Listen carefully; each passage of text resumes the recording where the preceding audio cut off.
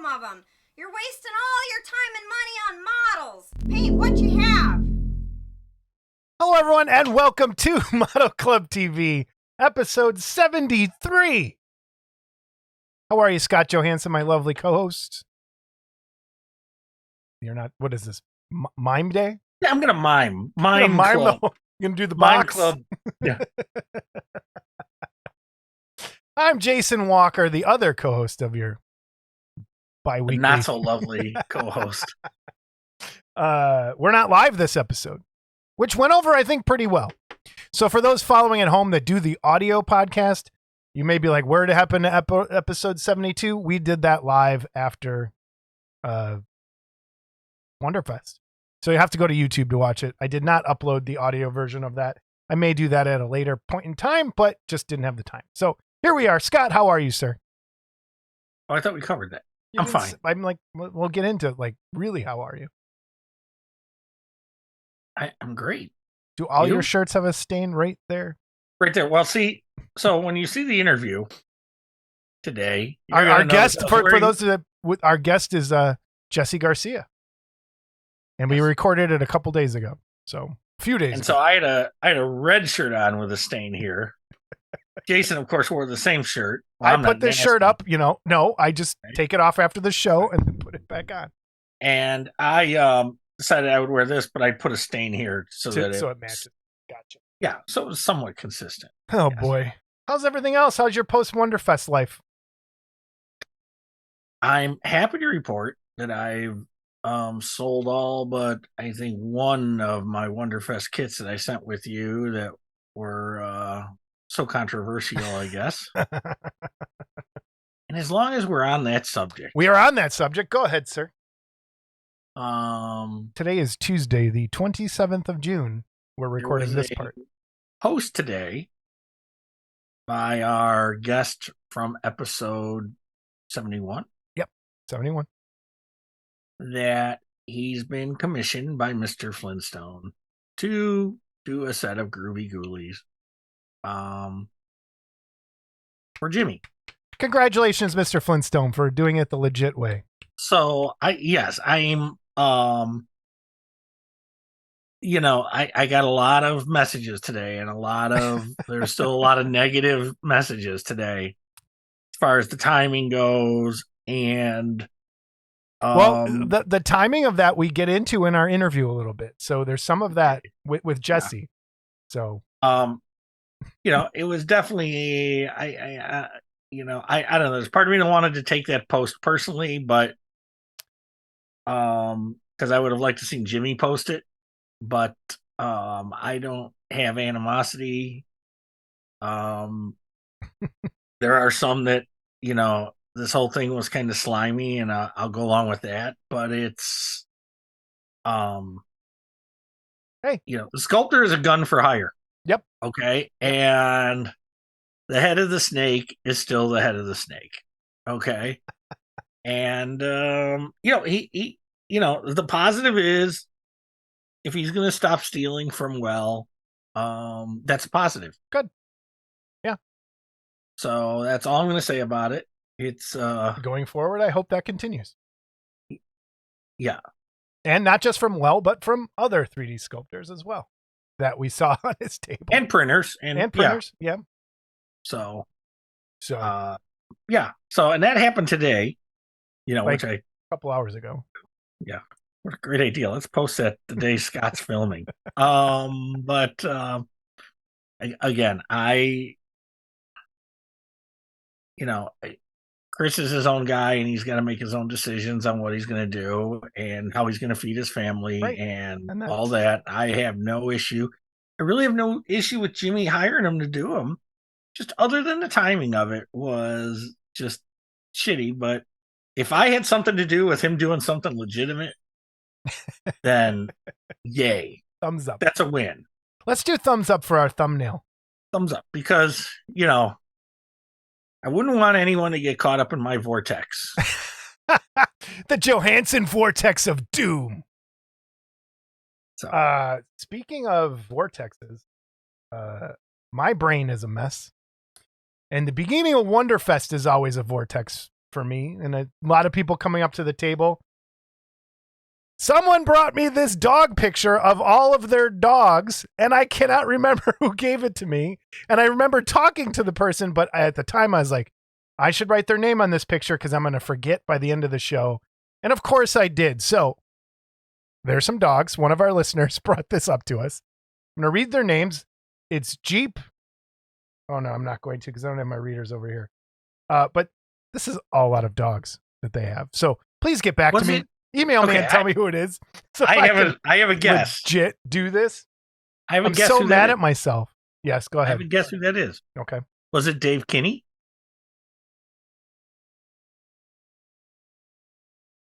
I don't know. Maybe. I remember it being handed to me and saying, "Oh, that's amazing," and then my brain just goes floomp. Come out of focus. This is why. Hold on, get your beauty focus back in. Let me get my beauty focus. Time out. This is why. Here we go. Paul Gill calls me like the night we're recording and says, "Hey man, can you make sure Jason gets this right?" Okay. So I beat him to the punch because there was something he wanted me to make sure you got right. Paul just sent me something today, 20 minutes before the show started. So I just called him like 5 minutes ago and I said, "Hey, what was it you wanted Jason to get right?" So I make sure he gets it right. And he says, "Don't worry about it." Are you testing me? He said, "I sent it all to him, so he should have it." And I said, "Great. Let's see if I pass the test. The Johansson. Let's see if you don't blow this one." All right. So just going forward, please email me. Maybe it was Kinney. Oh man, it's hard. And it's one of those when there's so many people that you talk to during the show. Wait, look, check this out. I've been doing this lately. Look, I'm Iron Man. Okay, sorry. Okay.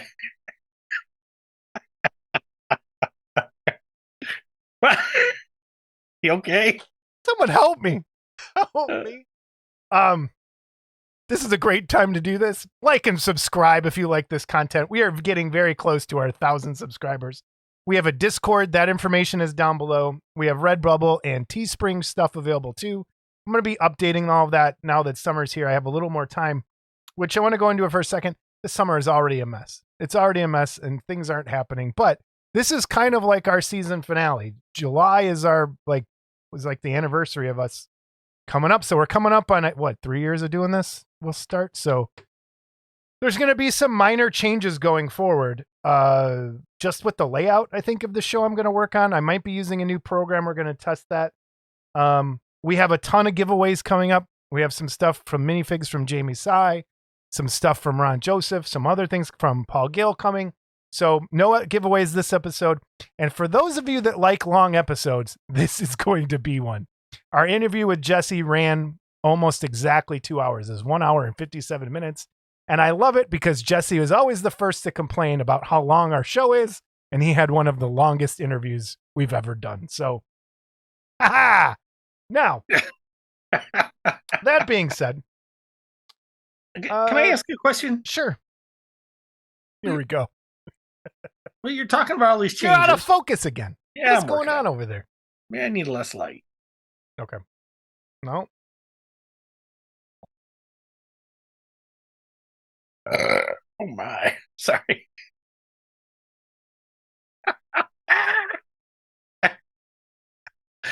Yeah. It's going to be one of them nights. It's going to be a 5-hour episode. Okay. I'm focused now. Oh. Are you? Are you focused? I don't think so. I don't. What was I going to say? I was just going to say something. Something about messes? I don't know. Oh, I don't know. I was talking about. It'll come to me. Come to me like Karnak. I was talking about changes. You said changes coming. Yeah, the change. Yeah, thank you. The changes. You're talking about all these changes. Okay. And, for the life of me, and I've got a pretty good memory, I don't recall any of these changes being discussed with me. I did tell you. I said we might be using a new program to record the show. That's it. It's called EV Mux, I think is what we might go to, and it will allow us to, instead of me having to edit the pictures in, we could put them on the screen while we're talking. But there's a price change for me on the back end, and that's what I'm trying to make sure it works. and we can still kind of do everything we do here. We could get 54 more subscribers. Yeah. Yeah. And so just make an account for your dog. Hey, whoever give you the picture of the dog, make an account for every one of those dogs. It would be like, what, 12 more subscribers? So, I'm surprised you have not brought up my mishap from last week yet, which I thought would be the first thing out of your mouth. Well, we were going to get there. Okay, let's get there now and get it over with. All right. For some reason, the buttons broke, so I have to do them manually. So if you want to contact the show and you want to send us an email, it is modelclubtv@gmail.com, modelclubtv@gmail.com. If you want to call the show and leave a voicemail for us, which we have an amazing voicemail today, 708-816-4299, 708-816-4299. For those of you wondering where the buttons are for the rest of the show, there was an update and it broke all the buttons. I can't do anything right now. So we're back. Anyway, you were going to talk about my mishap. Yes. Before I talk about your mishap, because you mentioned the Redbubble thing. Yeah. Okay. I did order a shirt from Redbubble for someone. And I did look at the print, and the print looks really good. Okay. As we know, who was it? Was it Vince that they cut the mug off? But I think they might have done Teespring. So I don't know what's going on. I got to. Yeah. That's one of the things I do want to fix and make, like, have us control that a little more than what we do. Okay. All right. So, yeah. Poll. We're going to do a poll. Another poll. A listener's poll, a viewer's poll, a stripper's poll, whatever you want to call it. Yeah. Now we're talking. So, why don't you tell everyone what happened? So I have a propensity to drop things in the toilet. And it's because of the way hold on. That aren't supposed to be there. Right. Yes. Okay. Point stipulated. My bathroom is very tiny. We have 2 bathrooms in the house. My bathroom is very tiny, and directly above the toilet is like the medicine cabinet kind of thing. So you have to open it, and the toilet is right below there. So I wake up in the morning. I'm on my way to Home Depot. So I get up to go buy something. I had to go buy more alcohol to cure. And I peed in the toilet, flush the toilet. It's almost all the way down the toilet. And I reach up to grab my deodorant. Deodorant falls out. I look down, and as it's the last swirl, it goes thunk right down the toilet. I go, oh shit, no. So I immediately stick my hand down there, try and grab it out of there. And I missed it. Didn't get it. So I'm like, okay. So I can't reach my hand down there. Flush the toilet. Toilet's not flushing properly. So long story short, had to take the toilet off the floor. The wax ring needed to be replaced anyway. So it was almost like God saying, hey, time. So I took the toilet off the floor. That didn't help. I had to take the tank off the toilet, turn the toilet bowl upside down, shake the deodorant out of the toilet, put everything back together, and here comes the poll. So go ahead, Scott. The mystery poll. Now, keep in mind, this deodorant went down post-piss, end of flush. Yep. Okay? So I'm not telling a lie. Yep. Okay? Yep. Post-piss, end of flush. Okay? Toilet. And then he flushed again. Okay? So, the question here is, would you use the deodorant again? So, if it were up to me, I would still be. Of course, we know what your answer is. I would still be using the deodorant. Yeah, I was forced by someone that lives here to throw it away,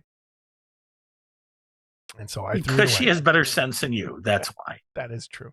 That is very true. But let me ask you a question. Yeah. Here we go. Remember, this is a long episode, so let's keep this. It was a piece of food. No, it's food. Would you have? No, that's food. What are you talking about? This is deodorant. It's in a plastic container. It's expensive. Is a container waterproof? Yes. Yeah, about as waterproof as that submarine that it's just $10 deodorant. I have to use that medical grade like crazy sweater deodorant. Yeah, because you know why your body's fucked up? Because you eat out of the toilet and garbage. Okay? All right. So that's why this shit happens to you. All right. We're moving on. On. Leave your message. I want to know if you would use the deodorant again or if you would toss it. Yep. Leave a comment down below. News and reviews. Make the noise, Scott. All right. We're starting with, first up, Fantastic Plastic Resin and Vinyl is running their free-to-enter summer model competition. Last year's festive one was a great success and was judged by Judge Dredd artist John Higgins. This year it's being judged by another prominent 2000 AD and DC comic artist, Lee Gallagher. The group is a very much international group with members rising daily and engaging in all aspects of our hobby with sculptors, producers, builders, painters, and monster fans. So here are the rules for the contest. Number 1, all entries must be in by August 1st, 2023. The competition is free to enter and will be limited to 1 entry per person. A photograph or video is to be submitted to the dedicated competition page for all to see and admire for the final judging. As before, we will have a first, second, and third place, with the first place receiving a prize, a signed and dedicated piece of original artwork from our celebrity judge, the esteemed comic book artist Lee Gallagher.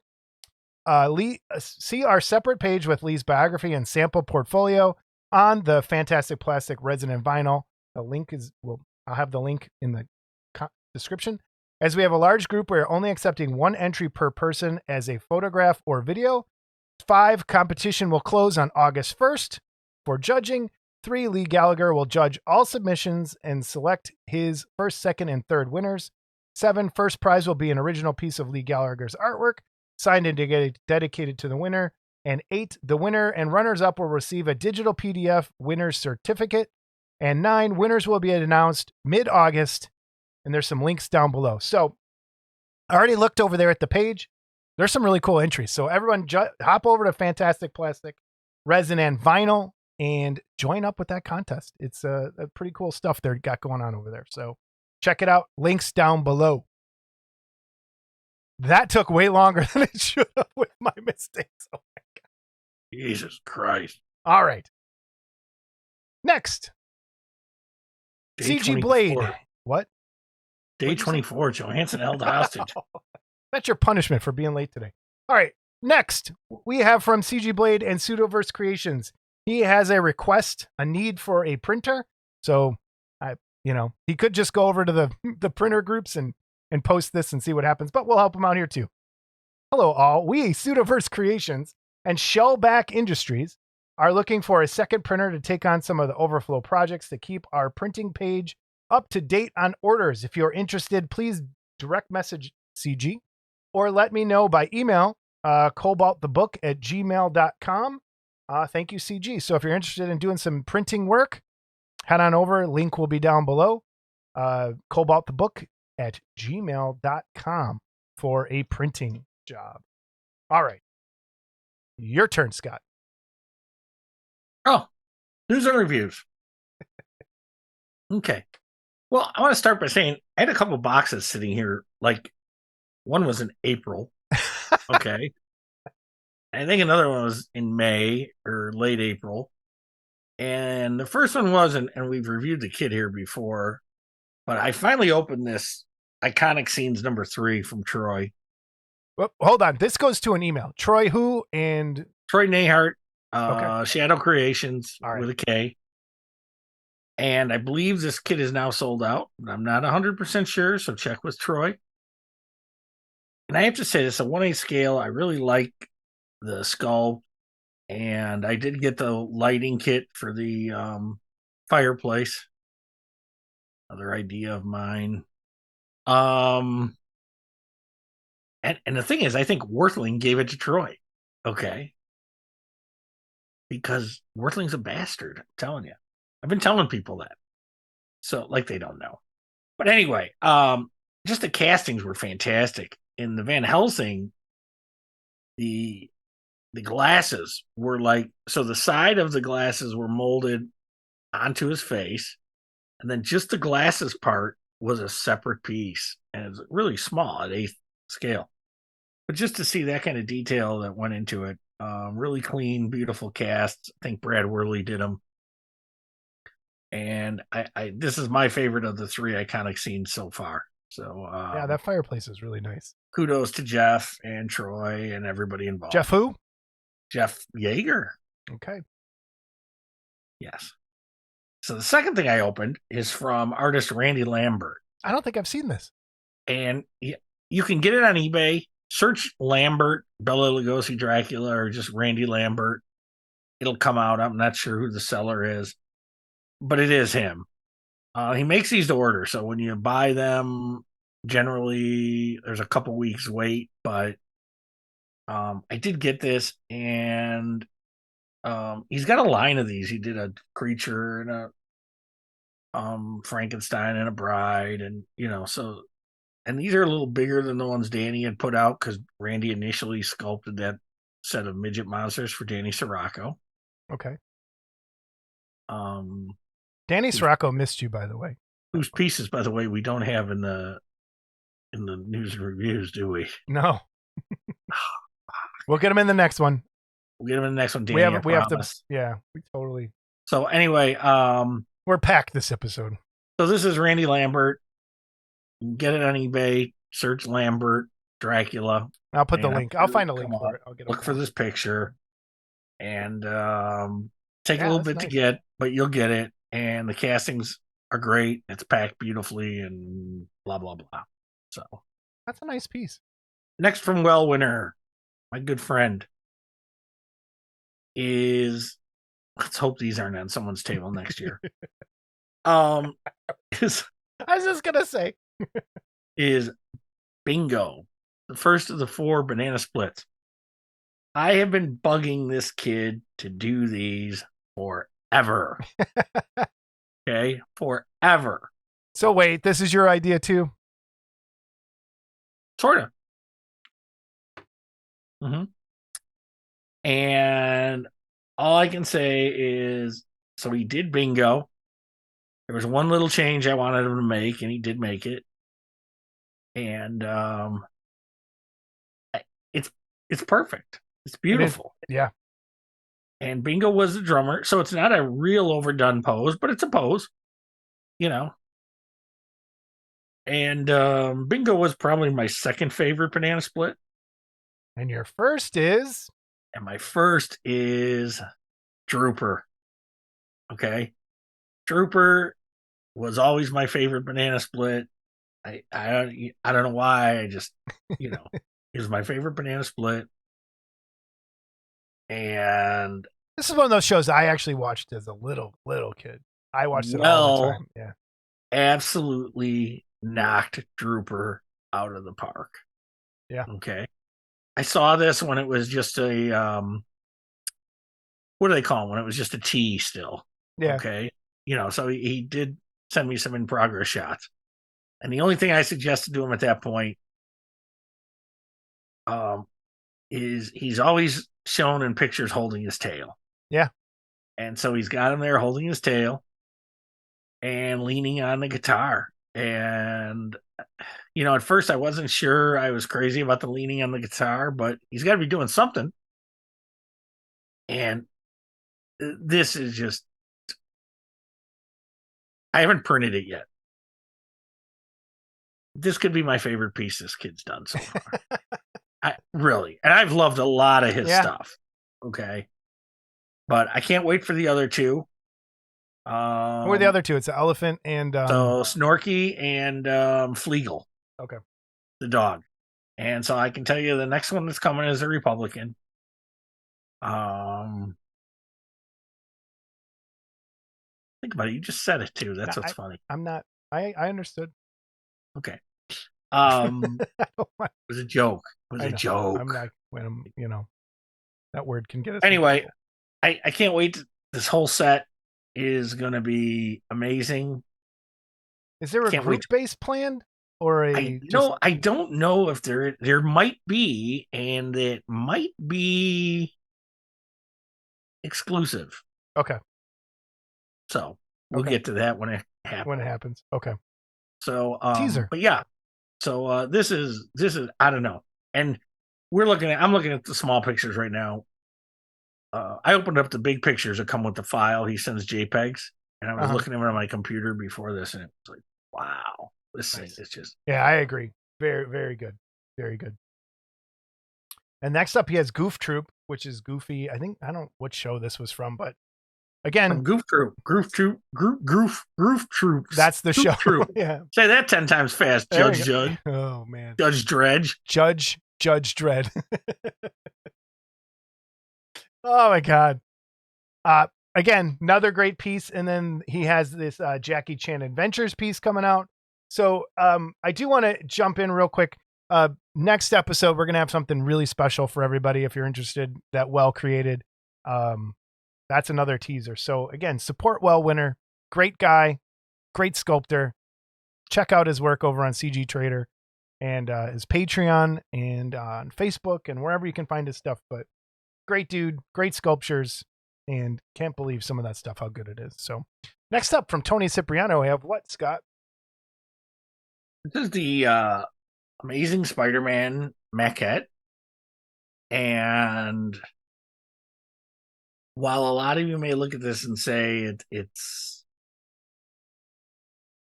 basic, okay, it is based on the corner art that was in Amazing Spider-Man for like years, okay? And for those of you that bought comics, it's up in the corner by the price. Up in the corner, and there was always a picture of the character in the comic. And this was an iconic Romita Spider-Man, and with John Romita's death, which I don't think we covered last time, did we? No. John Romita, the longtime classic Spider-Man artist, passed away, I think last week. He's 93 years old. I never met him. Anyone that ever met him had nothing but good words to say about him. And one of the last of the big names from Marvel to go. You know, where so many of them are gone. Stan Lee's gone. Jack Kirby's gone. Steve Ditko's gone. John Buscema's gone. And now John Romita's gone. So, you know, pretty soon we'll be getting into those 80s guys that are going. And we'll be like, what the hell? Yeah. But anyway, this is available through Tony Cipriano. Tony Cipriano Sculpture. A great companion piece to his Iron Man, too. It is. And you can contact him on here for pricing. There are 2 price points. There is a quarter scale and a 6 scale. All right. From Gilman Productions, we have an amazing work of art. Sculpted by Mark Van Tine. $100. Captures the character of this detail. Captures the character of this character, I think, perfectly. If people know what I'm talking about. Comes with some really cool little newspaper clippings as well. This is a very, very limited run of this piece. So if you're interested, I would hit up Paul Gill as soon as possible. He said only about 20, maybe 10 will be made, depending on what happens here in the next couple days. So if you're interested in this piece, I would get a hold of Paul as soon as possible and get on the list. It also comes with a beautiful art print from Mark Van Tine, drawn by Mark Van Tine. The red will be individually done on each one, so it'll be a little different for each one. Won't be the same every time. And there's also some, I think, brown in there to represent some feces. And Paul said that, you know, you're our resident feces expert. You should be. For those of you, maybe I'll make a donation. Yeah. Join that Discord on Saturday to hear all about Scott's exploits and his O-ring. So, which again, now your O-ring's about no, to be. Mine's perfectly fine. Okay. We have, again, check out this. We're not saying the name for a reason, but check it out. Talk to Paul. If you're interested in it, you know what it is. If you're looking at this picture, you'll know what it is. So there you go. Check it out. I don't know what it is, so you're going to have to. I'll have to tell you later. It's right. Beautiful, though. It's beautiful. It is stuff. very well done. Mark did a great job on that. And then from the Jaeger Army, the next in the Goon Platoon, Jailbird. And it is the Curse of the Werewolf piece. Fits right in with the rest of them. It's the Curse of the Werewolf. Is it me? Here we go. Or does this kind of look like Paul Gill? It kind of does. I mean, if the beard was a little longer. Yeah, a little longer beard. Less forehead wrinkles. Yeah. Yeah, this could be Paul. Yep. That's pretty good. So, anyway, no, this is a beautiful kit. And this is, I think, part of what they're calling the Wolf Pack. Goon Platoon. Oh, the Wolf Pack, but the Wolf Pack is a separate part of the Goon Platoon. And I think, was it Jeff that posted? Somebody posted, can you guess the next one? And yeah, I think I can. So, what is it? Let's get you on the record. Werewolf of London. That's what I was going to say. That'd be cool. All right, next up we have Rise 3D printing, and this piece, and there's a bunch of pieces here that were kind of teased when Joe Hudson was on. So follow the link below. Head on over to Rise 3D printing if you're interested in any of these. And first up, Scott, we have this Planet of the Apes kit. Tell everybody the background on this. So this is based on the box art of the old Adar kit. And a lot of people think this was an Aurora kit, but it wasn't. Adar was its own company. Very short-lived. I think some of the people that worked for Aurora worked for them, but I'm not 100% sure. I'm sure somebody in the comments can fill us in on that. These were re-released in the late 90s or early 2000s by Polar Lights. And I think they had the Aurora logo on them. I think they used the Aurora logo on them. So if there's confusion that these are Aurora kits, that's why. Okay. But it was actually Adar, whatever, Adar. I think it's Adar because it's double D's. So it comes in two. You have two options here: the more deluxe base, and then a smaller, simple base with just the ape on it. Joe's paint up's fantastic. Saw it in person over at the show, and he wanted it to be. It's in that nice, simple kind of Aurora scale that I think is, I'm liking more and more because of the size for my collection. But that's they made a bust too, huh? Yeah, so they have a bust as well using the same thing. And which is, again, how many times have you said this? This is the great thing about digital sculpting is you can take that same piece. They have 3 options with that same figure that you can kind of expand. I wish I could get a good friend of mine to see that, but he won't. So, and then they also coming up, they have some other things. They have this penguin in the works, which is, I think, a really nice classic looking penguin. I'm looking now. Yeah. Really nice penguin. Simple base, little figure. I think if they continue this series out doing Batman villains, those could be some really good pieces. They have his Lone Ranger bust as well, the one that Joe Hudson had them sculpt. And that's available as well over at Rise 3D Printing. The Lone Ranger full-size figure is available over at Rise 3D Printing, so if you're interested in that. And then also coming up, they also have the Gamora from Guardians of the Galaxy available in different sizes. Again, we're talking about. All right, the other piece they're offering that's coming out soon, and I know I just sent me a picture of him. He's painting up the build-up. Is Angelique from Dark Shadows, from Night of Dark Shadows. And a really cool classic piece. I really like the folds and the cloth on this. I think it's really well done. Great sculpture. So if you're interested in any of these pieces, head on over to Rise 3D Printing. Link will be down below and support them. Great people. Great people. Scott. I saw this. So one of those all-time classic dream kits has been re-released or is about to be released.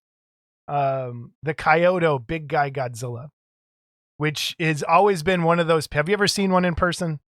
Yes, at WonderFest 2 years ago. Yeah, isn't that crazy? Or was it last year? It was the first time I'd ever seen one in person. I saw one a few years back at a store. So it's going to be about $1,900. It's the price, $1,899. So with tax, you're looking at over $2,000 for this piece, which 21-year-old Jason would have jumped at that. 48-year-old Jason is like, I have no room for this thing. And I would love this. But if you're interested, it's coming back. It's based on the 89 Biollante Godzilla, which is my favorite Godzilla. Second, tied for first place. I'm so glad this thing is not a 64 Godzilla. Man, could you imagine if they did all of them in that scale? Where would you even put it? Like, I don't like. No. Again, we've been doing this a long time. When this came out before, it was $1,000. Yeah, so it's almost doubled in price. And I considered it. I saw one once, and I was this close, like that, and I was too, but I didn't want to blow all my WonderFest money on one thing. Yep. Okay. Yep. But and it's a really. If it was $1,000 now, I'd still be tempted. Yes. What scares me is they say soft vinyl. Now, this has turned into a weird thing for me because the X Plus kits all say they're soft vinyl, and they're not. They're like normal vinyl that we're used to. But I did have what I'd call a soft vinyl kit. I have those Coyote Mothras, the Mothra larvas, and those are like squishy, like almost like dog toys vinyl. This, I think, is more that hard vinyl, even though it says soft vinyl. But for those of you with a large pocketbook and a large house, the big guy Godzilla is coming back. So, and it's big. Yeah, it is big. It is big. If anyone gets it, send us pictures when it's done. I would love. Man, I still might do it just to say but I might get murdered if I do. You can't even hide that. You can't. Again, I think it comes in 2 boxes. It did. I believe it does. Yes. And oh man. Anyway, so Coyote, big guy, coming back.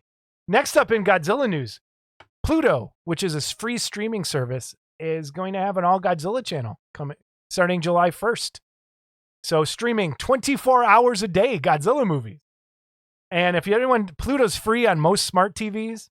What are you laughing at? All Godzilla all the time. Yes, all day long. So I have the list here, and it ranges from All Monsters Attack, Godzilla 99, Godzilla 54, all the way up, I think, to Final Wars Godzilla. Some of those newer Mothra movies are in there. Some things that are exclusive. I think these are the important ones to talk about right now. Pluto TV exclusives, so you can't see him streaming anywhere else. Return of Godzilla, which is Godzilla 85, Godzilla Biollante, Godzilla vs. King Ghidorah, Godzilla vs. Mothra, Godzilla vs. Mechagodzilla, Godzilla vs. Space Godzilla, Godzilla vs. Destroya. And those are all the 90s Godzillas that came out. So that's cool to see. And I think hopefully maybe they'll end up putting more. I think the plan is to do original maybe Toho series on there and do like Ultraman on there and do War of the Gargantuas and that kind of stuff. So that's a great thing to see. So head on over. If you don't have Pluto TV, download it on your TV already or on your smart TV. Put it on there. I watched one of my political shows on there as well. So I want to say something about this list. Yeah. Okay.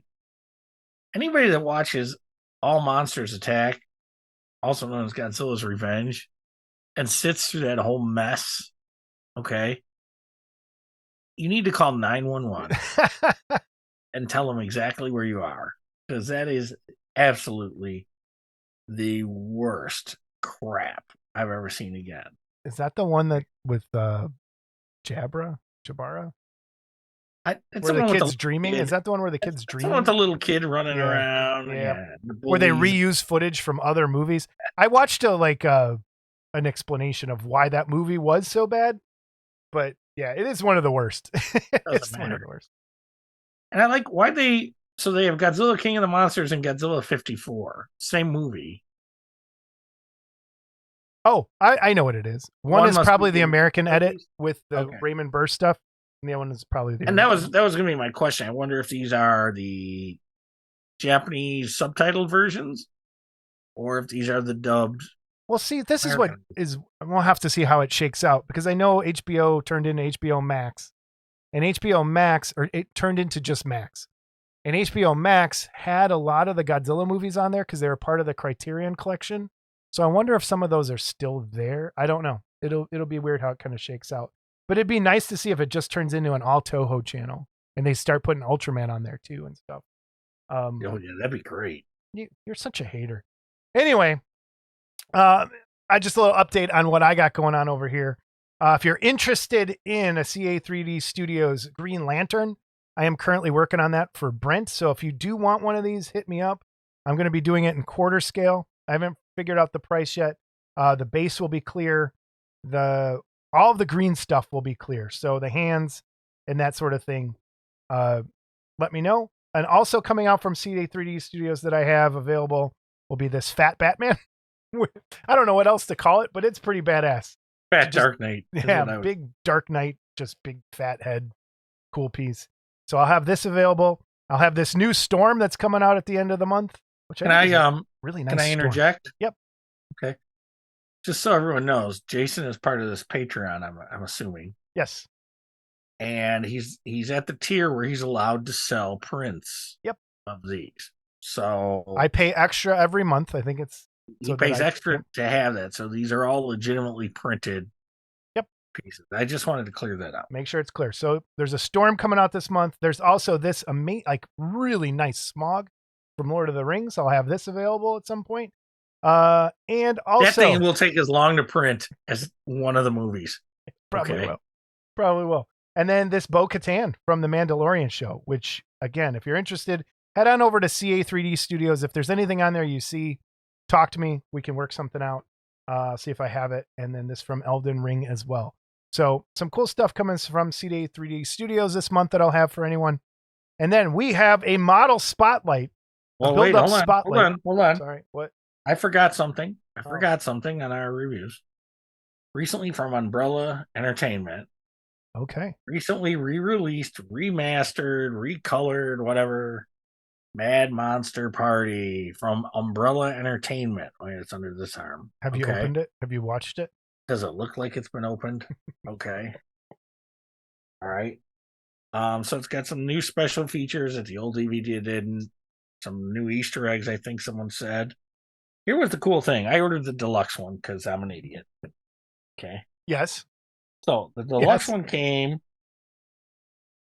with this set of pins and some.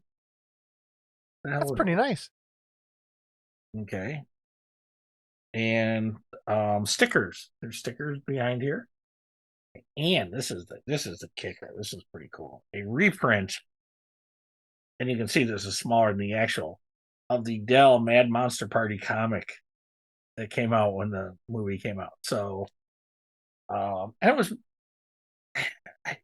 I should have done more research, but I forgot about it and pulled it out. But it was under $50 for all this. And I think you can buy just the DVD for $25 or something. Amazon? Did you get it, or just no? Umbrella Entertainment. You have to go to Umbrella's website. Okay. Yes. Yeah, it might be on Amazon now, but I don't know if the deluxe version's okay. Cool. I think the Blu-ray's on Amazon, the new one. But make sure you get this box. Okay. Because this is the new. Yeah, I'll pick that up.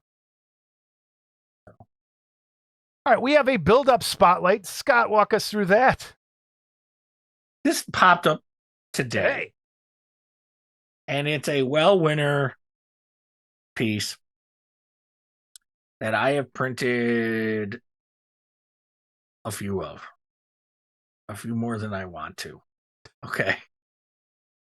I think the scale is about 1/12. So everyone knows the figures are about this big. Okay.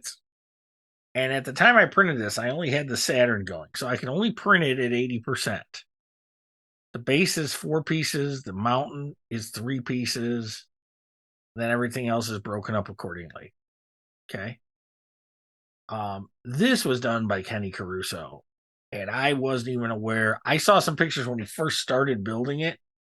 And I was really impressed at the seam work he did on the base. Because, again, the base is 4 pieces. And you can't even see it on the top.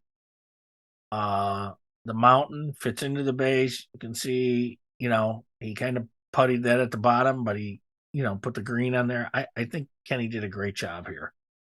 And it's really well done. The characters are all painted good, and it's really good. Now, the hate part of me in this is I started to get a few PMs today saying, "Hey, can you print one of those for me?" Because I kind of get that.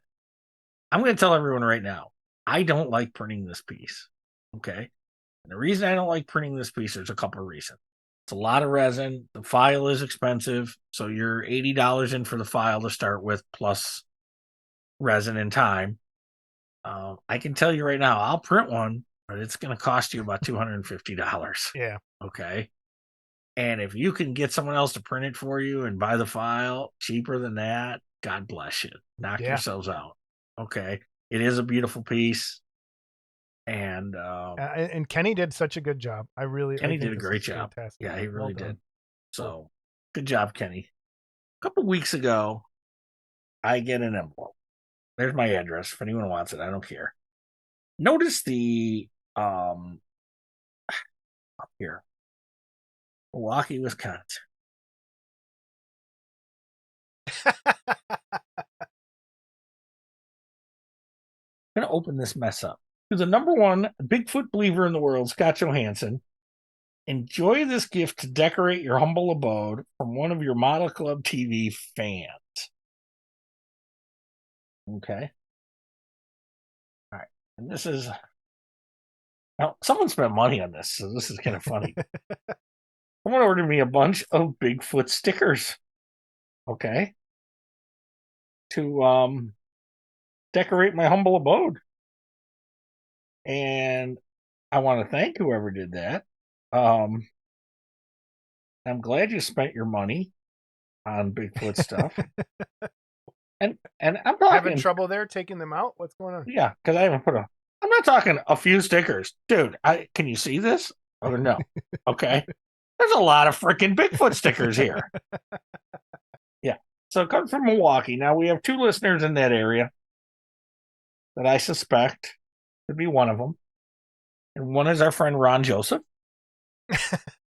And the other one is our friend Bill Wilson, who vehemently denied doing this. But, you know, this is a guy that don't use screen protectors on his 3D printer. So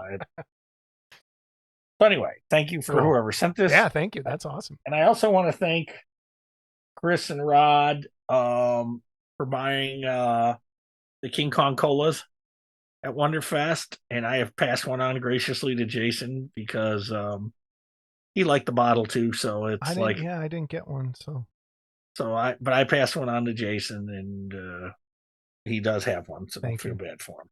But thank you to both those guys as well. Yeah, I got a few gifts at WonderFest, and there's some cool. Yeah, I got nothing. You got King Kong colas. All right, Workbench.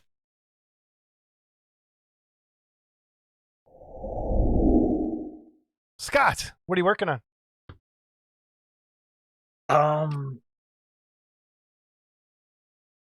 I'll put a picture in here. The Tiny Terror Godzilla from Mike Parks is finally built. Congratulations. However, I can't paint it yet, and that's all I can say about it. But it is built. Okay. Done. Finished up. Secret. And I gotta tell you, what a pain in the ass to get the fins on, and they still don't look right, but they are. Do you have one? Yeah, remember? Duh. First season, I built mine. We were supposed to build both of them. And you never did. Fin, I don't understand that top fin, but it's whatever. It's on there. I don't know if it's right. I don't know if there is a right or wrong, but working on anything else? I will be getting my room back, and I think the first weekend I will be able to do Discord from that room will be July 8th and 9th. Is that a weekend? Be there. This next week. This month is a mess. Yeah. So anyway, I'm going to be getting my room back, and I want to. While I was working on the Godzilla, I puttied a little spot in the Gossamer base that I had here, so I'll probably start sanding on that a little bit, playing with that. Just because that's a nice, easy into thing, and I got a lot of stuff. I'm a little behind on printing now.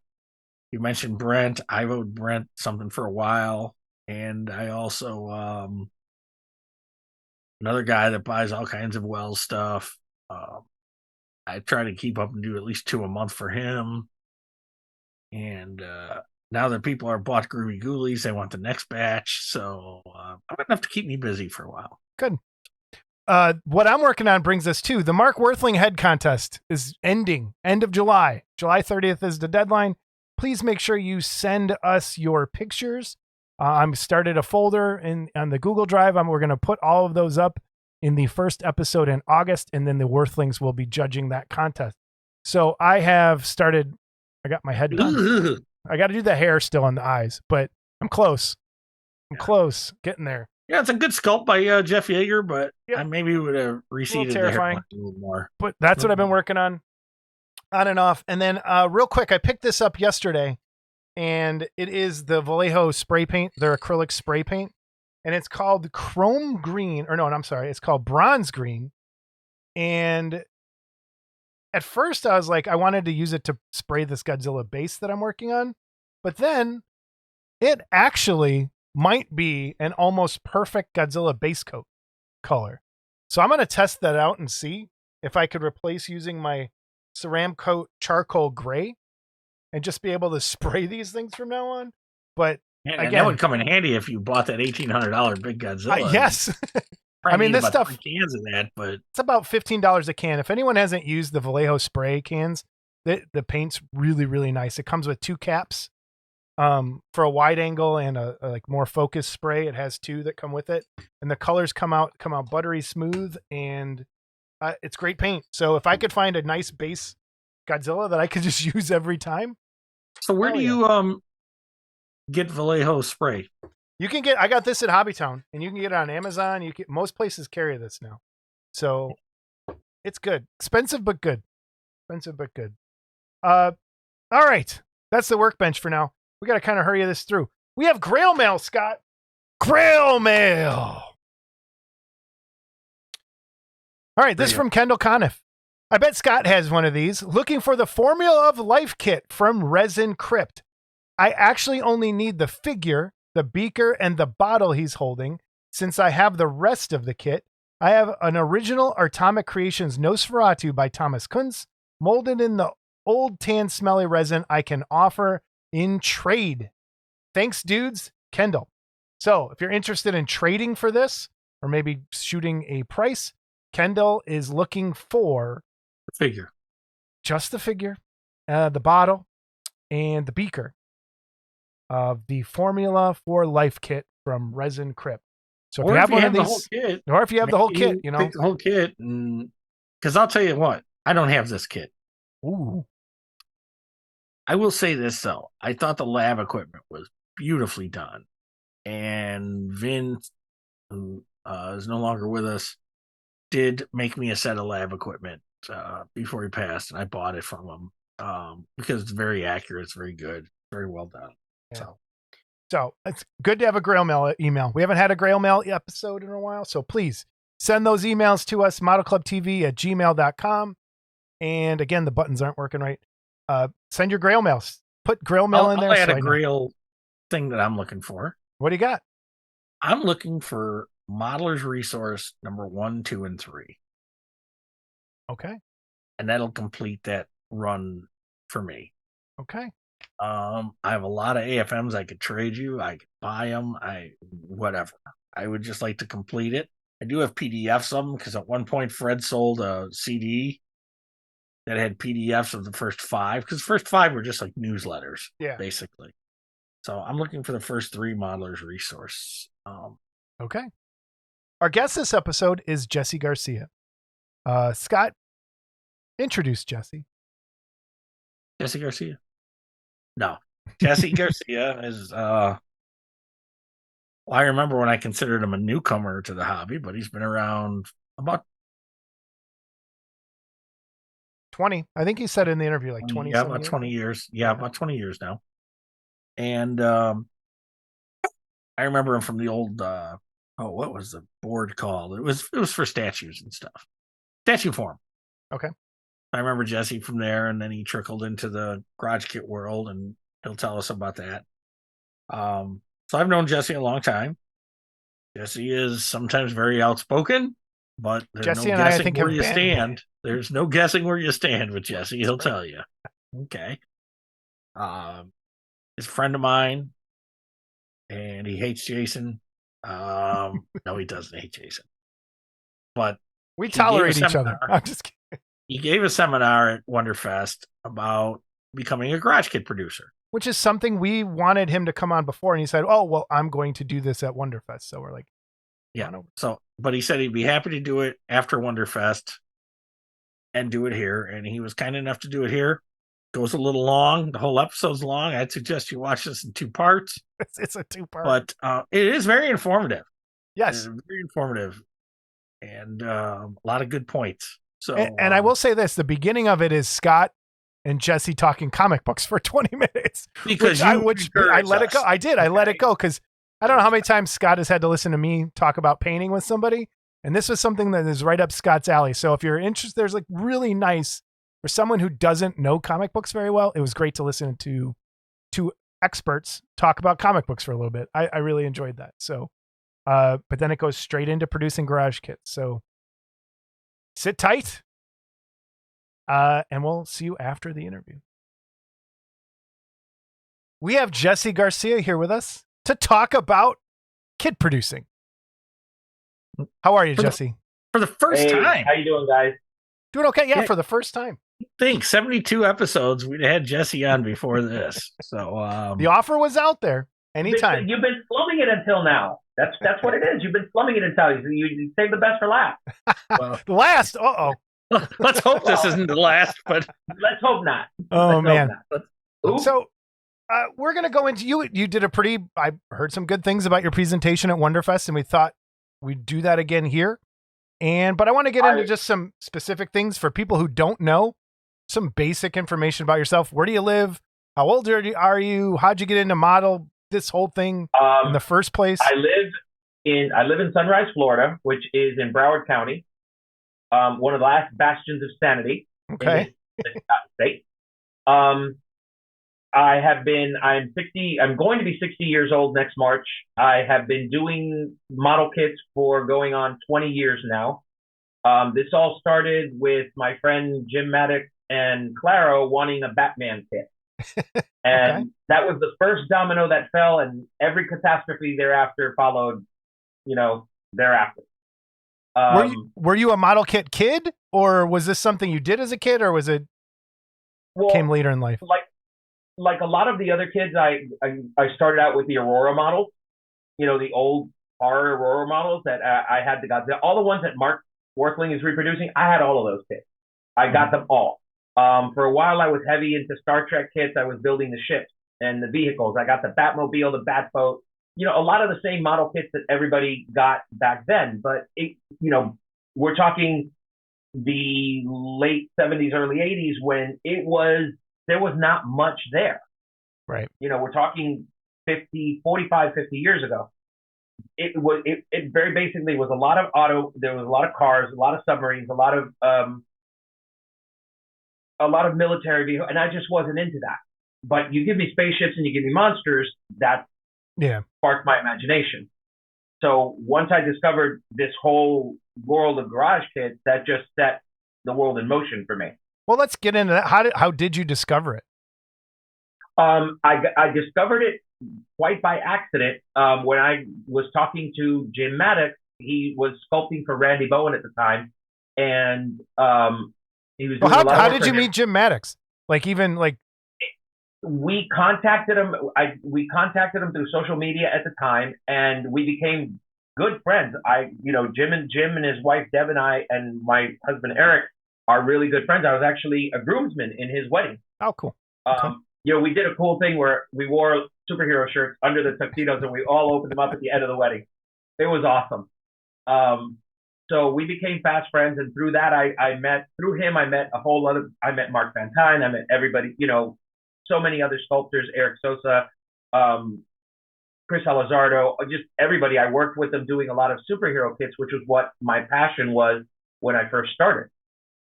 So, I just got indoctrinated into the hobby. And then I discovered WonderFest one year because I was invited by Barbara and Dan from Kit Builders. And that just opened even more doors, and I started doing bigger and better superhero kits. And then at one point, I fell out of superheroes, and I've said this before, and I'll say it again. Mark Havicum challenged me to do better. to do original kits. And I said, you know something? Challenge accepted. And I've been doing original kits for the past 11, 12 years. And I've got like six or seven different series of original concept kits that have done very, very well. What got you into the superheroes in the first place? Was that like your thing? You're just like comics and superheroes? When I first came into this country in 1968, I was 4 years old. I could not speak the language. My mother took me to a 7-Eleven and bought me a comic book, and I fell in love with the man in the red underwear with the big red cape. I have had a lifelong passion for Superman. Superman. A lot of the kits in my room you'll only find one, but Superman you'll see all over my room because Superman is my guy. That's, Claro, that's Batman. Superman is my guy. Don't let Claro fool you. Claro's Wonder Woman all the way. Okay. Oh God. Right. I'm so not getting into this, but no, comic books is how I learned to speak and read English. So if it wasn't, that is a very common story. I've heard that many times from different places. That's cool. Well, a lot of the comic books pre-1990s and the early 80s, when you had Chris Claremont and Dave Cockrum and John Byrne writing the X-Men and the Avengers and the Fantastic Four, those things were printed with college level vocabularies. I had to look words up that were in those books that I didn't understand. So when they were, and you got to think, back in the 70s, Jim Shooter was in his teens writing the Legion of Superheroes for DC. That's amazing. Yeah. That's incredible to think that a teenager was writing comic books and they were actually being printed and mass produced. And people don't know too, Jerry Conway, who wrote the iconic Spider-Man 121 and 122, was also in his late teens when he was writing Spider-Man, when Stan Lee turned Spider-Man over to him.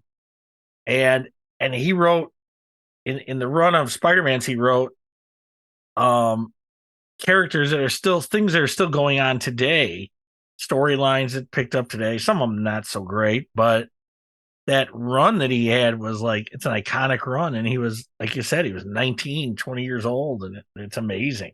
So for people like me that don't know issue numbers, what made those iconic? What? Oh, so Spider-Man 121 and 122 is the death of Gwen Stacy, which was his girlfriend. Right. And then 122, the death of the original Green Goblin, who I guess through some convoluted mess, which thank God I'm gone from comics, has now somehow survived. But is Gwen Stacy still dead?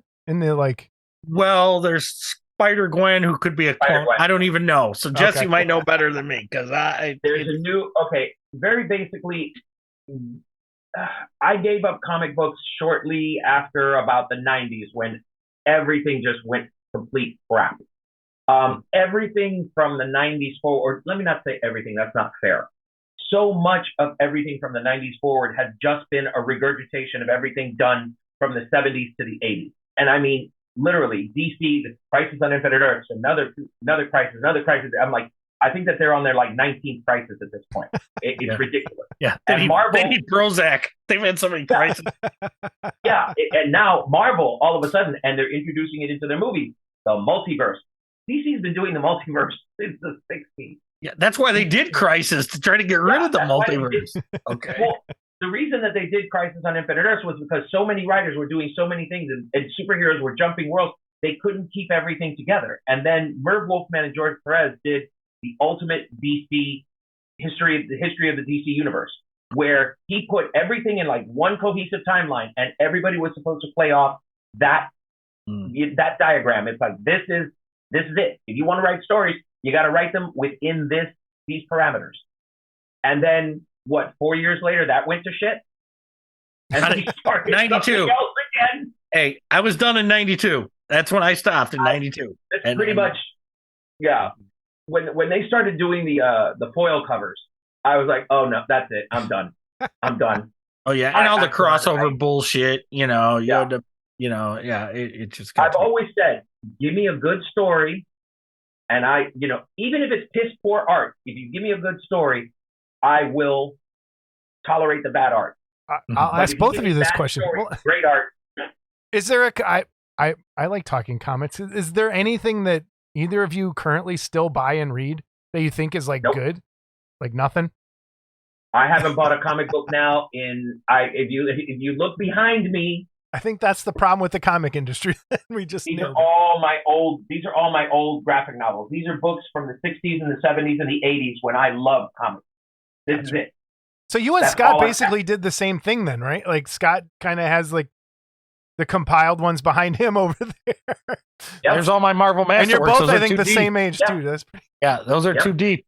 And then what's funny about that is I even stopped them at certain places. So like when Spider-Man got to Marvel Masterworks up to a certain number, I said, cut it. Okay. Iron Man, cut it. X-Men, I cut after the burn run, really. And there's some good X-Men stuff after that, but I was like, no, just cut it here. This is a good place to cut it. I'll cut Fantastic Four at the end of the burn run. I'll cut Daredevil at the end of the second Miller run. And I just cut Iron Man at the end of the first Layton run. That's it for me. It's like you went longer than me on the Miller. After the first run, I got 3 issues into the second run and I gave up. So yeah, I actually like the second one quite a bit. So Jesse's a Superman guy. I don't think you've ever said, Scott, who's your favorite? Spider-Man. Spider-Man. Okay. Because I grew up with the cartoon, and then went to the comics, and I had the Mego dolls and all that shit. Yeah. Brian Clark's a Superman guy. Mine, I don't know what I am. Brian Clark's a super ape guy. Okay. John Jasper's of Faust. That's the one I like. I like the Rebel Comics Faust. That was my favorite. So let me ask real quick, and I know this isn't why we're here, but I know, but we're good. But so Jesse, we all have our favorite like runs of comics or storylines of comics. All right. What would you say your favorite storyline has been? It's not any. Okay, if you want to talk about story arcs, I would say X-Men 94 through X-Men 137, which was most of the Cockrum. It was all of the Cockrum run and the Byrne run. Byrne run, yeah. And with 137 being the one where Jean sacrifices herself, and we all know she comes back 17 times after that. But if you want to talk about stories, that's the Dark Phoenix thing. I'm trying to do my rudimentary. Okay. Yeah, that is it ended with the Dark Phoenix thing. Okay. Yes, it ended with the Dark Phoenix thing, but that was the whole history of the X-Men coming together and the Phoenix evolving. The Phoenix first appearance was in X-Men 101, and then she died in 137 originally. So I want to tie this into WonderFest for a second. Dave Cockrum used to go to WonderFest, right? I actually have and I actually have a Phoenix by Dave Cockrum. I wish I understood at the time how important that guy was. Because he was always smiling. No one was ever at his table. He was just like hanging out. That so many of Dave Cockrum's designs are still being regurgitated to this day. Yeah. To this day. Wow. Okay. I have a picture of him somewhere. He's on that video clip I have. For DC. He was doing designs for DC and Marvel since the 70s. Wow. Okay. He was doing the Legion of Superheroes. Him and Mike Grell completely redesigned and revamped the Legion of Superheroes. And that's what I was going to say. If you want to, my favorite, it's not a story arc, but my favorite books because the Legion of Superheroes was encapsulated stories. It was one story per book, sometimes 2 stories per book. But that entire run of Dave Cockrum and Mike Grell on the Legion, sometimes with Jim Shooter reading, that is my favorite stuff. I've read that stuff at least 100 to 200 times, easily. Cool. I just completely start the books all over again. And Mike Grell's work on The Lost World of the Warlords is untouched. It is probably some of the best comic book writing ever done. And by the way, he wrote and drew the book. So that man was unbelievably talented. Yeah. Cool. So, I don't want to scare Jesse too much, but that's probably, I probably have a tie for the top spot. And that arc of that from X-Men, Giant Size 1 and then 94 through 137 is probably, actually, I'll go a little farther than 137 because Byrne stayed on the book and did Days of Future Past, which I thought was pretty good too. That was an amazing run. Yeah. Yeah. So I'll go as far as to when Byrne left the book. I think it was about 141, 142. I want to say it was 143. His last issue I remember was a Christmas issue with Kitty, where she lets loose one of the demons and it chases her through the house and she wrecks the entire house. Yep. I remember that book vividly. So, and then my run, again, it's a personal favorite of mine, is Spider-Man from 121 to 149. And it's kind of when I got into comics. So when I got into comics, I was right around 138, 139. So it was kind of in the middle of when they were getting ready to bring the Clone back. But right away, I went back and got back issues. And, you know. What was the first Mary Jane? Well, the first Mary Jane was Spider-Man 41, 42, 43. You know, when she was first introduced. Right. When they finally became romantic and there was a big kiss scene was 143. Yeah, okay. I was gonna say it was in the 140. Yeah. And I remember that frame, you know, face the tiger, you hit the jackpot. Yeah, and so anyway, it's they both tie for me. And there was great. I loved Ross Andrews Spider-Man, especially with I didn't like the later Ross Andrews Spider-Man, but in that run, and I guess it was probably the inker at the time, and you know, I wasn't following that kind of stuff at that point. But when Romita Sr. inked Ross Andrew, it was beautiful, you know. Yep. And you know, and I'll even so far as go back to Spider-Man and say from issue 90 up, because 90 was when Captain Stacy got killed and then there was another Green Goblin story in there. So, but yeah, those are my two favorite story arcs too. And, you know, yeah, I just saw Eric. We saw you, Eric. I saw you. Damn it. He just walked by. But I'm impressed that you both can just no, it is. And as far as art goes, I will tell you, I liked John Byrne. I liked Miller's writing. The art was it was okay. You know, and I love the Dark Miller Knight. Was great when Klaus Janson was inking him. Yes. When he inked himself, he tended to get dirty, for lack of a better word. And then I got to throw in the first Dark Knight series too, the miniseries. That was also a favorite of mine. One of Miller's best work, Ronin. So I had Ronin. It. I never read it. I know Jason. I know that's kind of.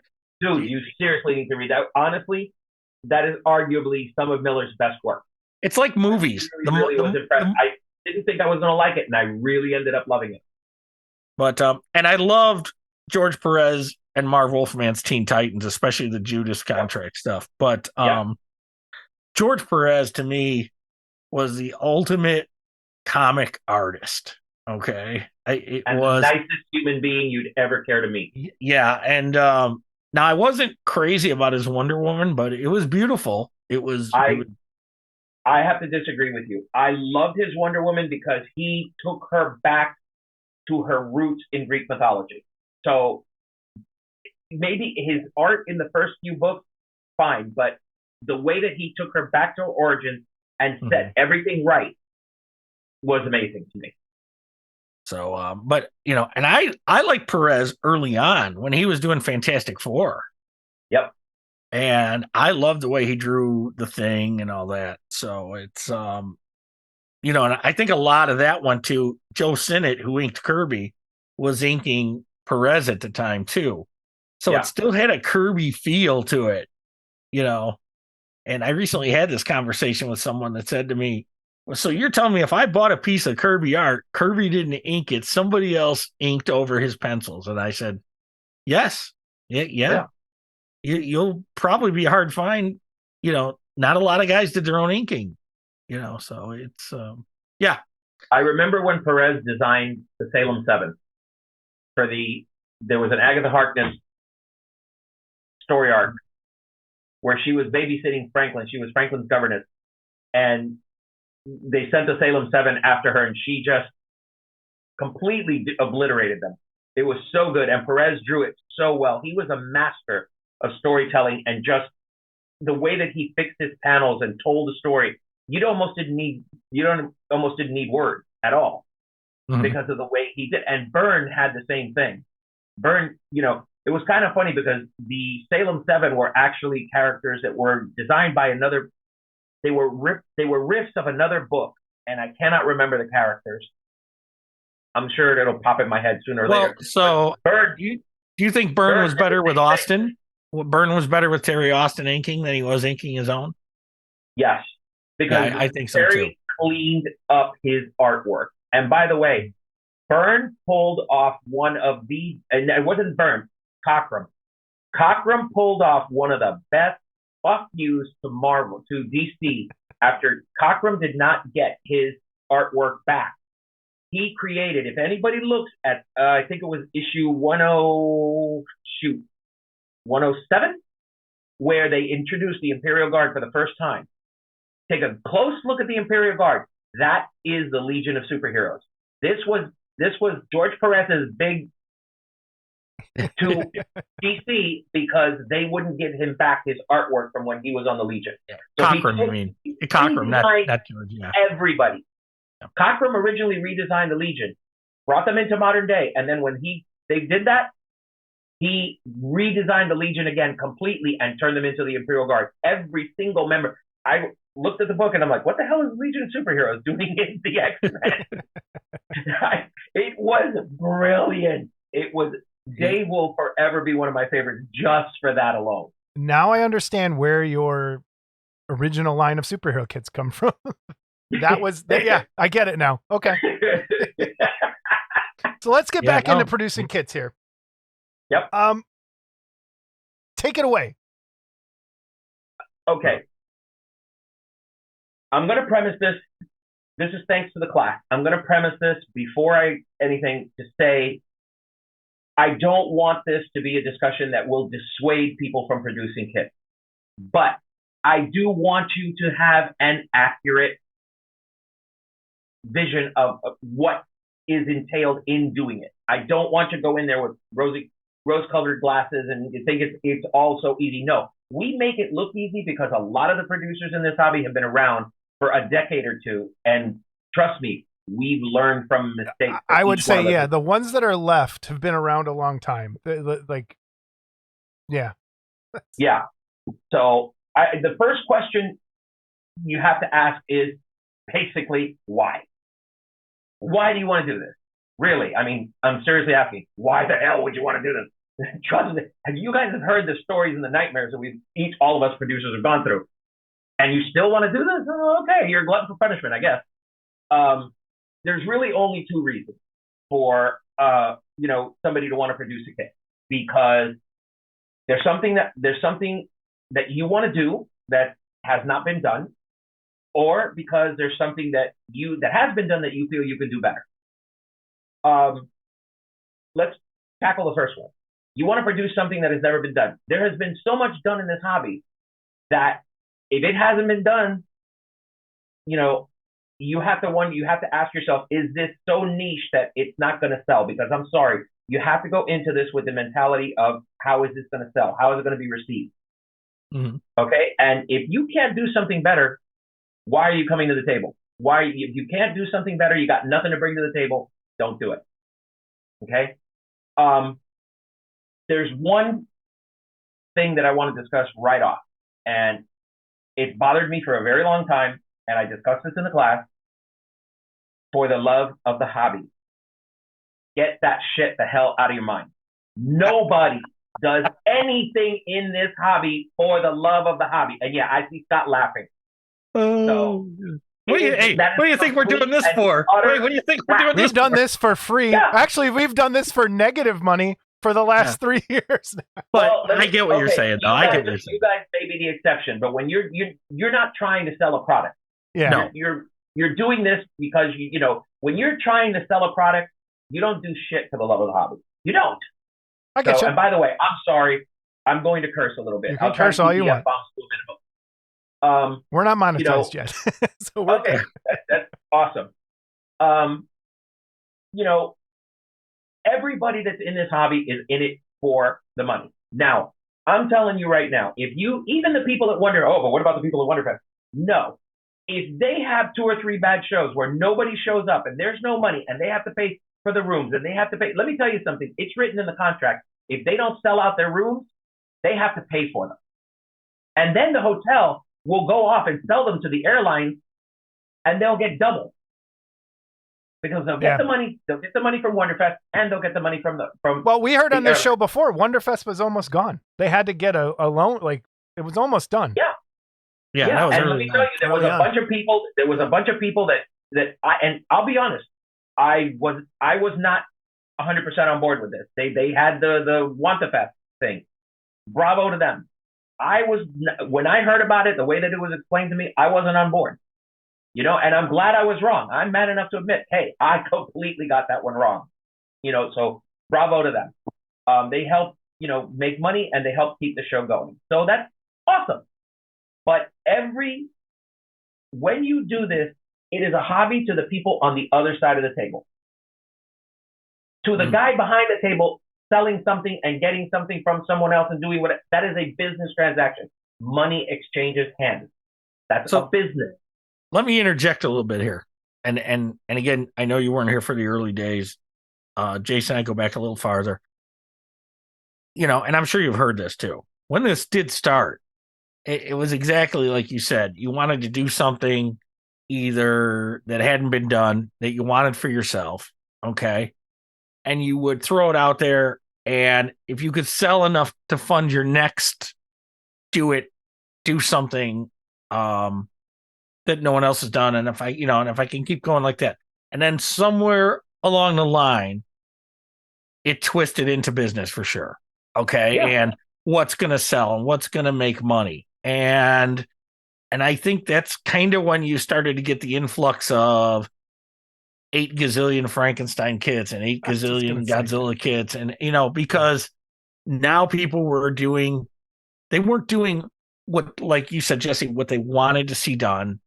And they were doing more of I can do it better, or this guy's making money doing this.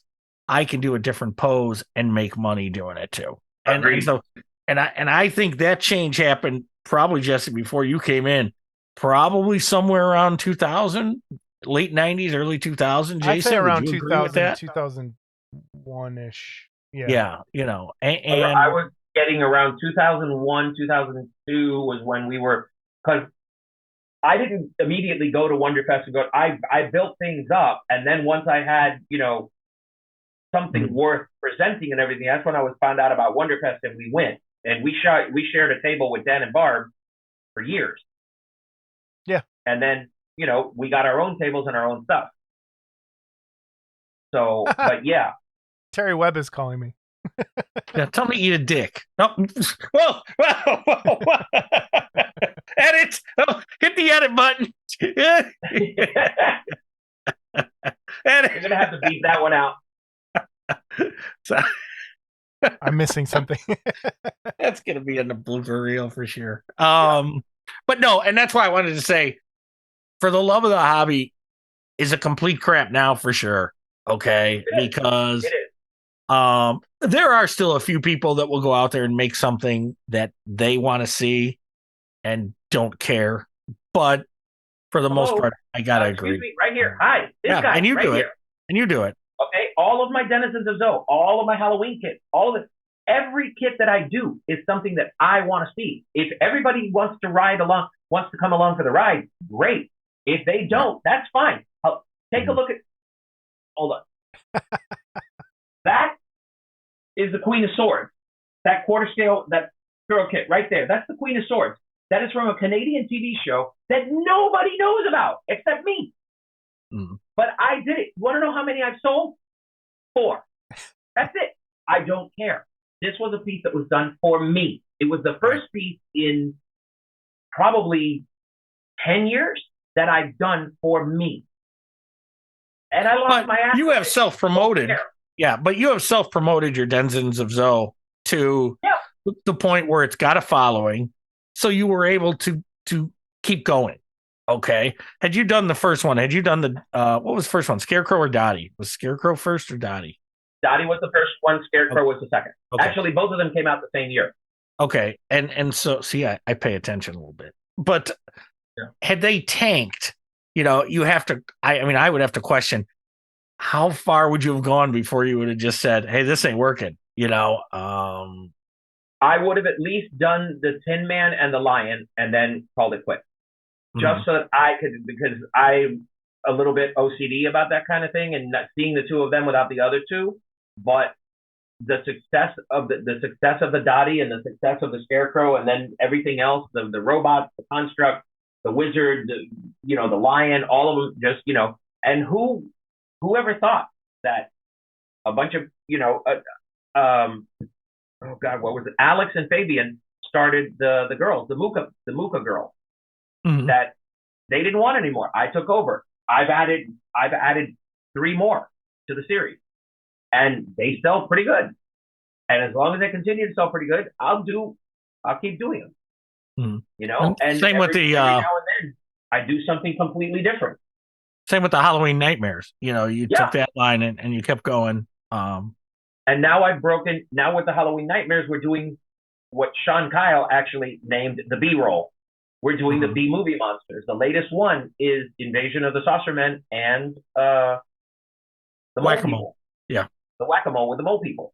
The next one that I have, I already talked to Sean about it at WonderFest. I'd like for him to do the Monster of Piedras Blancas because I always love that, or the Hideous Sun Demon. I've got ideas for all of these other monsters. So there's the potential for a lot of fun stuff. And by the way, I will say, self-promotion.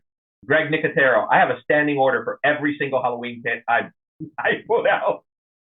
Greg Nicotero wants everything. So yes. That's cool. That is awesome. That is very cool. So have you set up a business is the next thing on your list? Yes.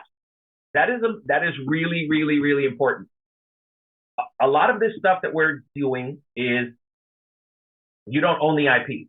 If you're going to do, monsters or whatever, anything that is owned, you want to set up a business. First of all, you want to set up a business. I'm an accountant. So numbers are all I do every day. You want to set up a business because going to WonderFest then becomes a business deductible expense.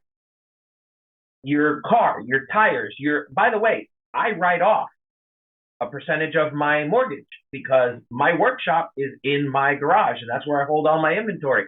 So a part of my mortgage is written off. That's a business expense. My electricity, my car, gas, all of that becomes business expenses. The boxes you buy, the peanuts you buy, all of that. Why are you going to pay for that out of your pocket? If you do it with a business. Hey, wait a minute. I've been fucking myself. Yep. Duh. Let me tell you, here's the best part. If your business files a loss, which a lot of times this does, if you're a subchapter S, it goes into your income. It goes into your income and you can deduct it from your income, therefore more taxes back. So setting up a business may cost you a little bit of money, but it will save you a crap ton of money later.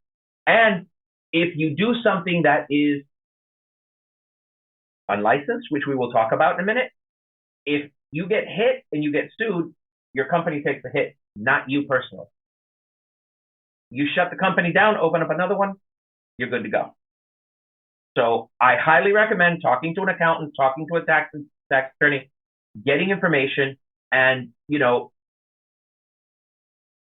setting up a business. But that also brings another thing. What's going to be your business name? What's your logo? How are you going to brand it? Business cards, swag, all this stuff has to be thought out. Give it a little thought ahead of time and you will avoid that later. Where are you going to advertise? I use Facebook and Instagram. That's it. I have built my business on Facebook and Instagram because that's where our people are. I want to jump backwards for a second. Corporation / LLC. How hard is it to actually set up an LLC? I set up my I incorporated in less than an afternoon. Okay. In like about 2 hours. Got my EIN number, got my taxes, signed up for a sales tax certificate, everything here in the state of Florida. I did it in less than 2 hours myself. But then I'm an accountant, but anybody can do it. Yeah, honestly, It is not difficult at all. Okay. Careful, you're talking to somebody that can't figure 20% tip. So my phone can. My phone can. You need your head examined. Take the first number, multiply it by 10, then multiply that by 2. I'm out. I already lost. There you go. See? Yeah. Hey, but the good news is, Jesse, he's a teacher and he's teaching our youth. Okay. Hey, I could teach them how to make. I can show them how to make brown, but I can't show them how to. Yeah. So can I. I can make some brown for them. We know very well. For those of you who are interested, I never do that, Chase. What did you teach art? Yeah. Yep. Okay, I knew you were a teacher. I just didn't know what subject. Teach art. Was elementary for 20 years, junior high for the last 5, going on 6. It sure ain't math, let me tell you. So. No. Actually, when I had to fill in and like teach in the math, like they have me push in sometimes to the like 3rd grade, 2nd grade math. They're like, how do I? I'm like, I don't know. Get away from me. It was like dividing fractions or like, nope. Good math. And here I am, no high school diploma, no college degree, and I can do all the math. Here you are with probably a master's degree, teaching kids, and And I have a learning disability. It's not. And it was never fixed. Sure do. So. Yeah, you eat out of the toilet. All right, so let's move on. Marketing and swag. Marketing and swag. This is all stuff. Think about it, and it could be something as stupid as little stickers that you give out, little cards, a keychain, something. It doesn't necessarily have to be. You're not going to give away a Rolls Royce, for heaven's sake. You're just going to something that you include with a kit. Now, talking to kits, there's 3 kinds of kits. Original concept, licensed, unlicensed. Okay? I do original concepts because they're my ideas. I can trademark them, I can copyright them, I can do whatever I want with them, and nobody can touch me. I have a friend of mine who is an intellectual property lawyer, and every time I do one of the denizens of Zoe or whatever, I take it to him and say, is this going to get me in trouble? Am I far away? Apparently, there's 30%. I don't know what 30% means. How do you gauge 30% on an image or on an idea? Yeah, I've heard that. I've heard that number as well. I have heard that 30%. But I take it to him and I say, like at this point in time, who owns is that MGM? Is that Wizard of Oz? I would think so, yeah. But wasn't that a story before it was a movie? Like, it was a book. It's a book. Right. It's a series of books, actually. Is it old enough to be public domain, or did they scoop that up? Like, that's what I'm like. I think that it kind of falls under the same thing with Universal. It's like the idea of Frankenstein, of Mary Shelley's Frankenstein, that's public domain. Bram Stoker's Dracula, that's public domain. Right. But the minute you go into the Boris Karloff in the makeup and the Bela Lugosi in the makeup, then that belongs to Universal. That's what I was wondering. Okay, cool. So, yeah. So you can make your own Frankenstein monster and say, hey, this is my Frankenstein monster. And as long as it doesn't look anything like Boris in makeup, you're fine. Okay. So, or it's 30% different. Yeah. Basically. Yeah. Well, I mean, like you can get away with a flat head. You can get away with neck bolts, but you have to be careful. Well, look at the Frankenstein that they used in Van Helsing. Mm-hmm. With Kate Beckinsale and Hugh Jackman. That Frankenstein was so different. And if you actually want to look for you want to see what Frankenstein was all about, there's a great movie with Michael Sarrazin and Jane Seymour called Frankenstein: The True Story. It's an old, I want to say it was late 70s or something. Was that made for TV originally? Yeah. Was that okay, I remember that. Yeah. It is brilliant. It is so good. It's my favorite version of Frankenstein. I want to recommend, if anyone hasn't seen Danny Boyle's Frankenstein, the play, that is fantastic. Really, really, really, really good. Where can you get it? It was only like, you might be able to find clips on YouTube or parts of it there. Because the way I saw it, it was like a Fathom event, like live. They were doing the play live, and they streamed it out to movie theaters. So it's only when they actually do the play, but it was so well done. And the way the monster was in that was really cool. It was more like a stroke victim almost, the way that it was really cool. One of the things that I like about the Michael Sarrazin movie is he actually looked normal when Frankenstein first created him. He didn't, but it was as he was still in effect dead. So as the movie and the story progressed, he started to decay. So I was like, holy crap, that's such an amazing idea. That's good. It was brilliant. And Jane Seymour played the bride, which was really good. I like the Van Helsing Frankenstein. I didn't like the way he talked. He sounded like a drunken Irishman. or something. You know. Well, the kid's not going to talk. Who cares? You know. Yeah. Yeah, I'm watching that cat next to that Tin Man, and if it knocks it over, I'm not printing another one. I'm just saying. Oh, that's you. That's fine. He's. You'll see cats coming in and out of here every now and then. You get used to it. With as many as we have, you get used to it. So back to the idea. Okay. Well, first, wait. Original concept. Original concept. Nobody can touch you. As long as it's something that nobody else has seen before, or it's so different than something else, nobody can touch you. License. License is something where you go out and if you're going to do an Elvira, you go to Elvira's people and say, hey, I want to do this Elvira statue, whatever. And if they approve the idea, they say, you owe us X amount of money. You pay them X amount of money. You produce your statues or kits or whatever. That's licensed. Unlicensed is where you do it and you don't contact them. Now, let's talk turkey. I would say more than 95% of our hobby is unlicensed. Oh, yeah. I think that that's a fair number. Just because the intellectual property holders have not thrown out C&Ds does not mean they won't. They have from time to time,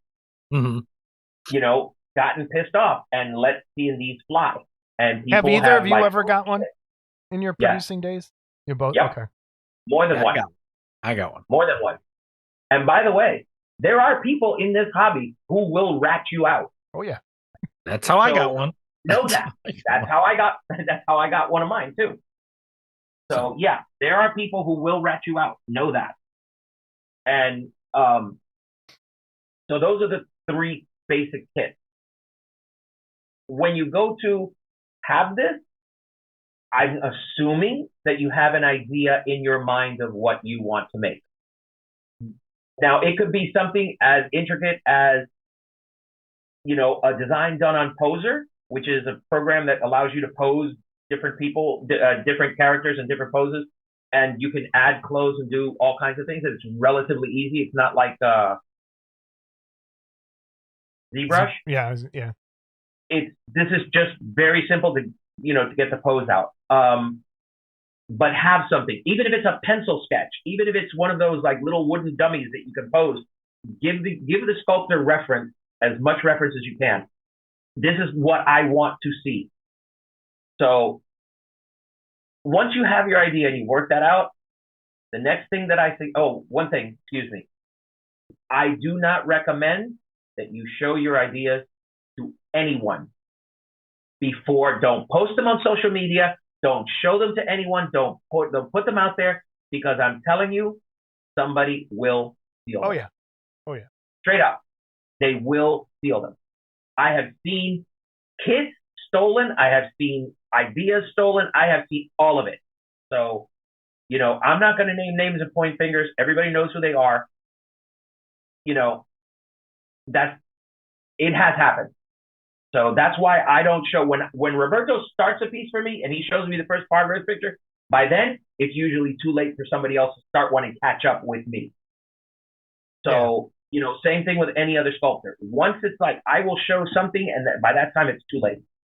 And now at that point, I've shown my idea.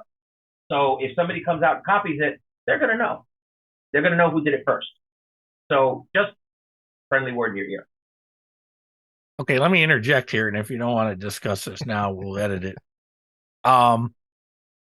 You got some flack on your Millicent kit because it was very similar to one someone else had done. Yeah. And you got some behind the scenes flack about it, that I know about, you know about. Is it something you want to address here and talk about? Based on what you just said, is it something you want to? Okay.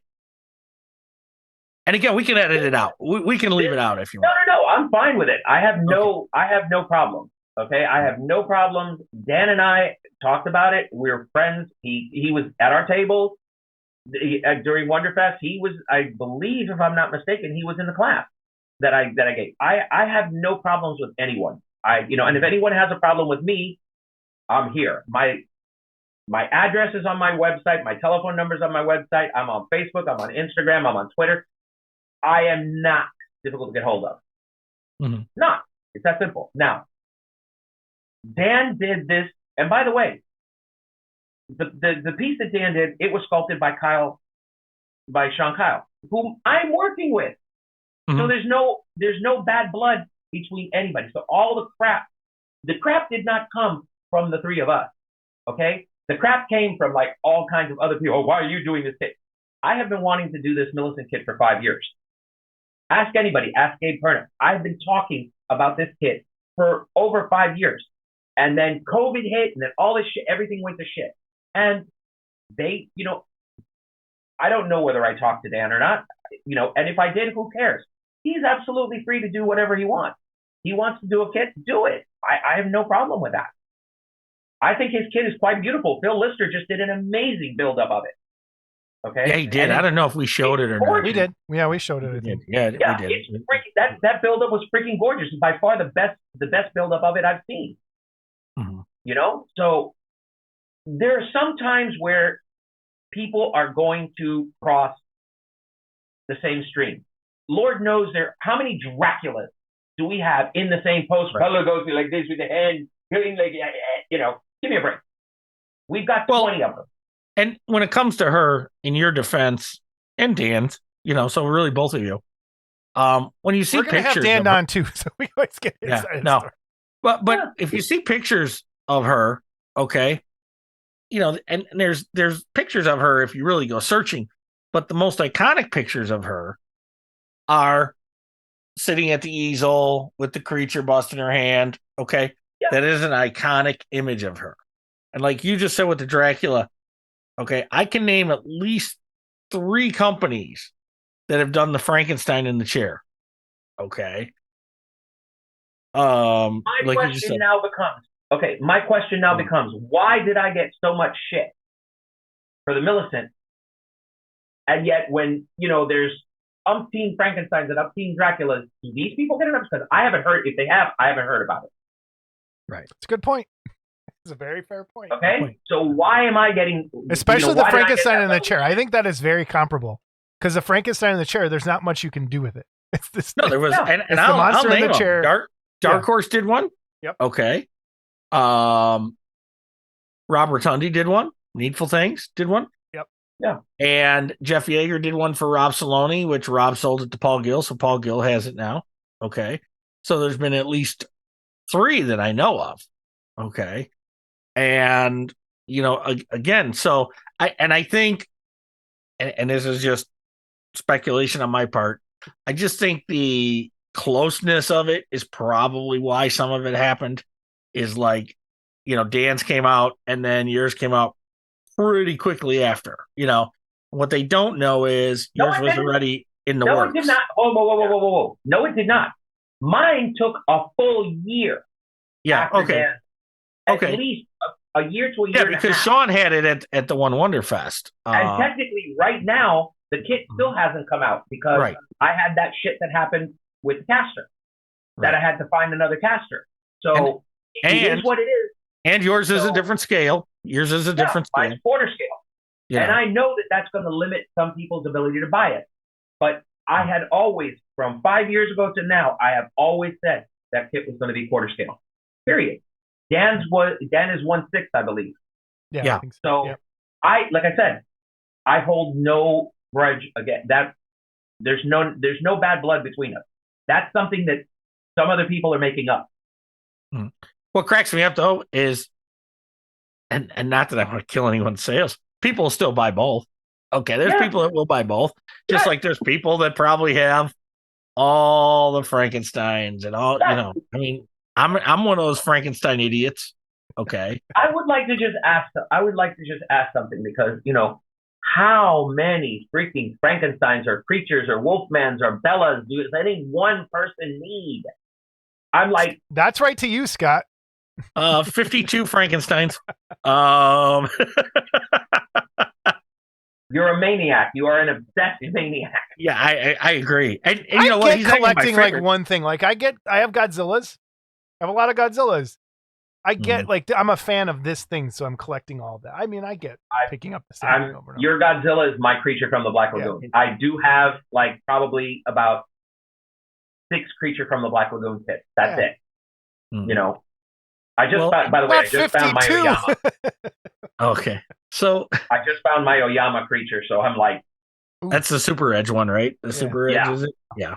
And I'll say too, when I was doing my Kong, okay, and I started out initially, I said I'm going to do a 12-inch Kong, okay, and then early on, Matt and I like had the same phone call, same idea at the same time.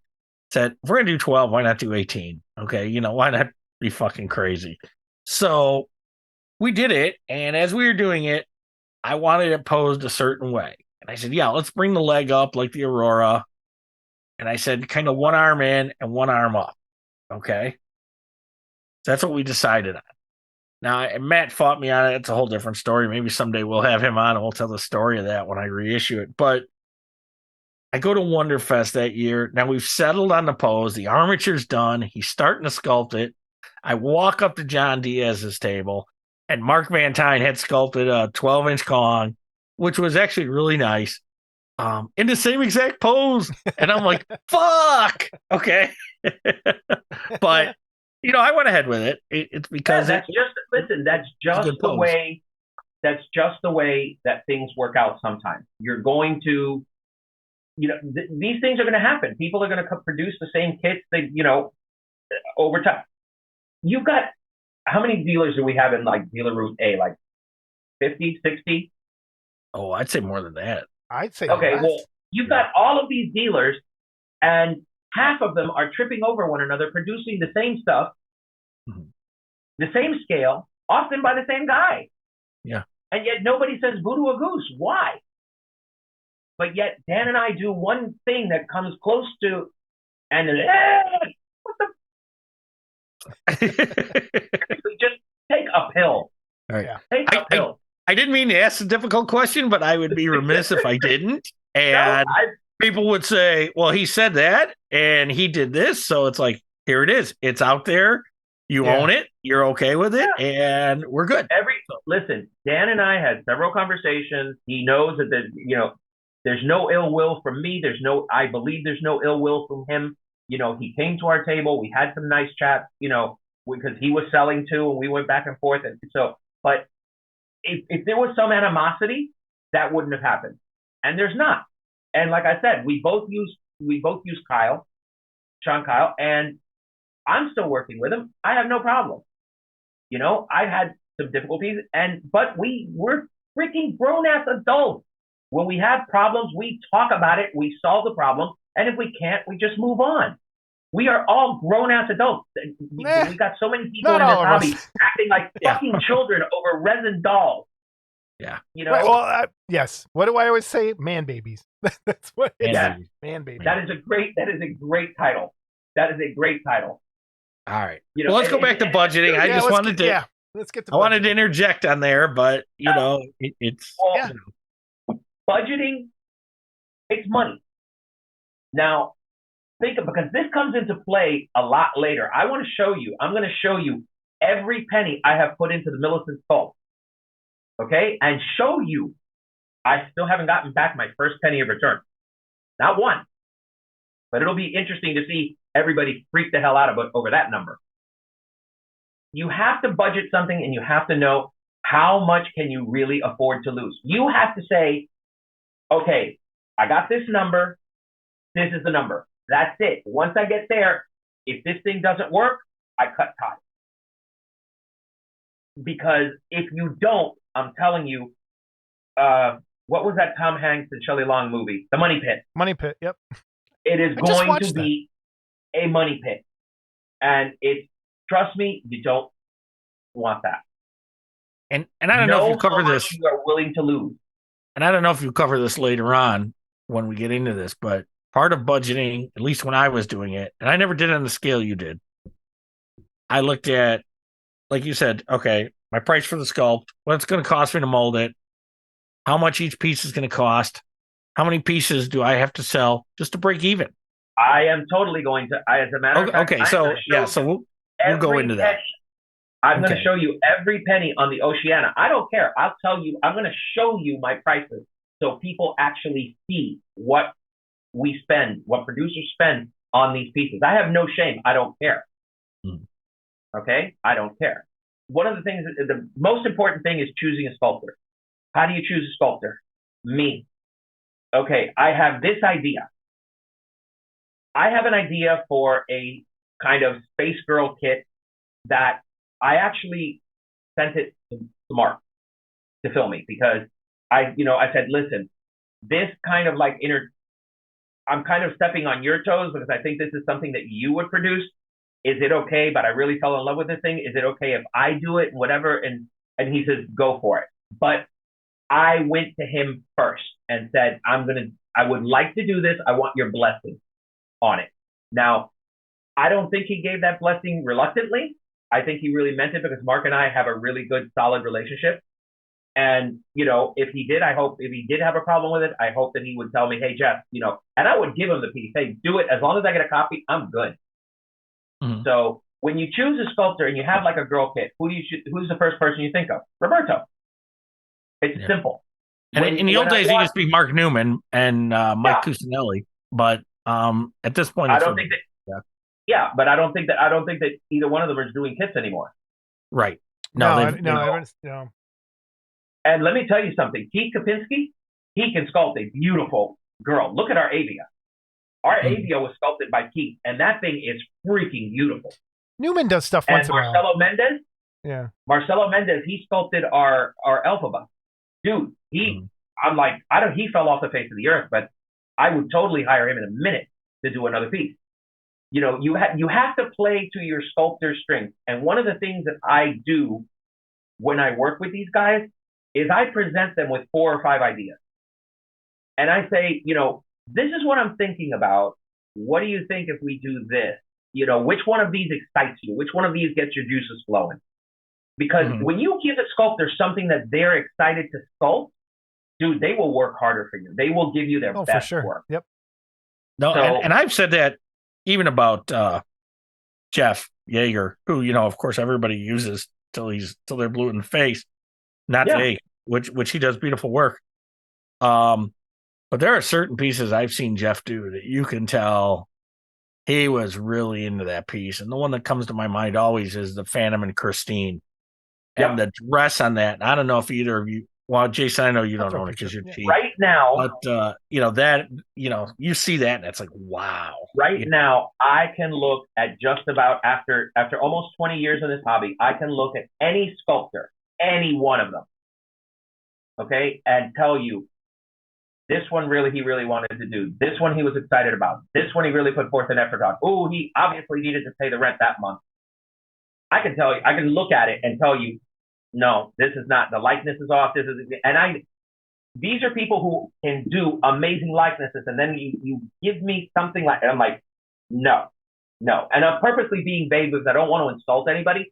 But if somebody gives me a sculpt like that, And it's the same thing with painters. Okay. I've seen some of the best painters in this hobby get something. You can tell they just don't really want to paint it. And it's like, I'm going to give credit where credit's due. There are two people who, and they are good friends of mine, so I don't really care. Jim Capone and Saul Alvarez. Those two gentlemen can paint anything, and it comes out breathtaking. I don't care if Saul did it in 30 minutes. He did my Marlena Dietrich. That thing is gorgeous. And I'm sure that he did that thing in like 45 minutes. But that's Saul. Jim is much slower, but the results that Jim gets are, they speak for themselves. No, Jim's work is beautiful. Yeah. Now, Anya's the same thing. Anya, I could add her to that list. Everything she paints is freaking stunning. And to think that this girl has only been in the hobby for a few years, I'm like, what? Yeah, dude, and she took everything. She took everything at this year's show, and deservedly so. Deservedly so. She was. Yeah, I didn't see any of it. Amazing. I saw the pictures, but I didn't see it. I would have loved to have seen it in person. We were by the way, I'm going to tell you something. We were going to give our superhero, we were going to give it to the WandaVision, but we found out that it was going to be awarded. So I gave it to the Black Widow simply because, honestly, all those pieces were absolutely amazing. They were breathtaking and absolutely technically flawless. So we just something, she deserves it. Give it to this. Oh, for sure. I was going to give it to the Aquaman, but I like the Black Widow better. All right, let's talk about contracts.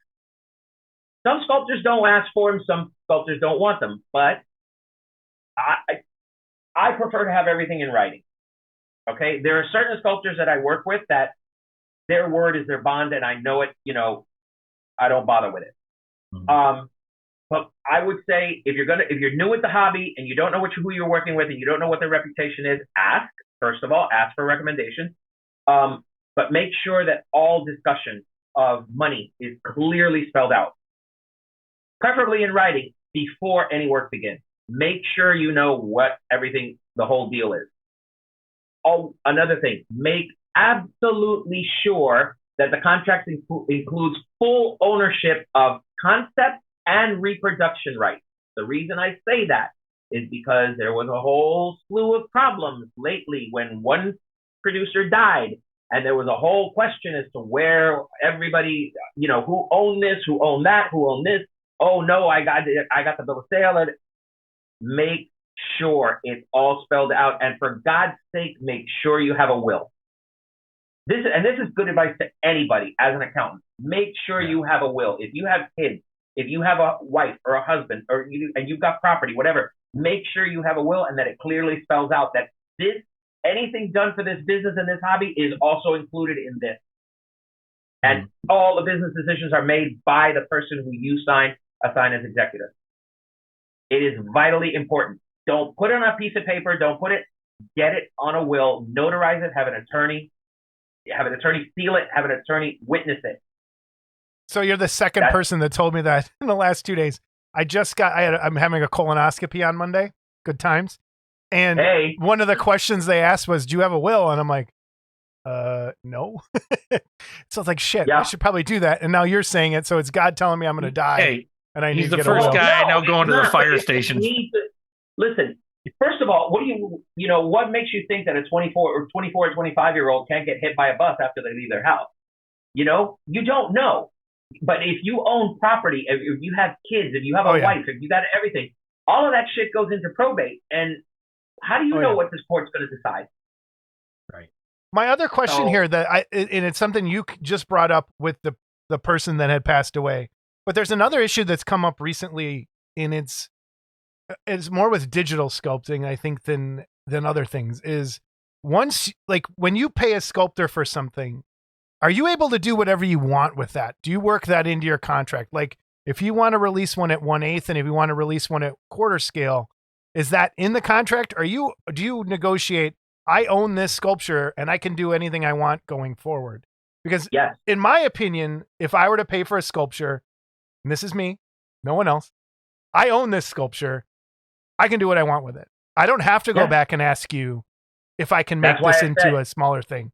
So just talk on that for a second, because it's kind of changed since. Concept and reproduction rights. When you own the concept and the reproduction rights, if I want to put that thing out in a HeroClix style, I want to put it out in 1/4, I want to put it out in 1/6, I don't care. It's mine. I can do whatever the hell I want with it. So you are a sculptor for hire. I am hiring you to produce something. How I choose to produce it afterwards, that's up to me. Yeah. That's not up to you. Which, if you're the sculptor and you have an issue with that, then you need to negotiate that into your price. Right, exactly, yes. Yeah. Okay, because, I'm giving you this full control, but because you have this full control, then, maybe I want $500 more, okay, because it's my work you're altering or whatever, And I've told a few sculptors, moving forward, this is how the business is going to be, because if not, and it was actually I'll throw the name out there because we had a discussion. Tony Cipriano and I were talking how in the early days of Famous Monsters, for example, okay, they would commission Go-Go's or Frazetta or whatever to do a cover, okay? But next thing you know, it was on a poster, it was on lunchbox, whatever, wallet and everything, when they use that art for everything. And a lot of artists, didn't like that. Now, Frazetta always negotiated, I guess, to get his originals, to keep his originals, okay? And a lot of artists do that as well. They want their originals back and stuff. But this is all stuff that, and it goes back to comic books as well, Jesse. These guys should have negotiated this going in, Yeah. There was a lot of that, and I don't know. Well, that's different though, because a lot of times they do, and they don't get it. But that's different though. When you're employed by a company and you're making certain for that company, the company owns it. So if you're working for Marvel, it's Marvel. It's not yours. Marvel. You don't own crap. That's like the same with like 3M and Scotch. If I invent a new kind of tape while working at 3M, that's 3M's. I don't get the rights to that. Well, and that's true. That is true. But it's just, as an artist, I would say, if that's something that's going to bother you, negotiate it. You have to. You negotiate it. That's all I'm saying is you negotiate it. Okay. And that is a whole new kind of thing that's coming up, because the digital world is opening up so many.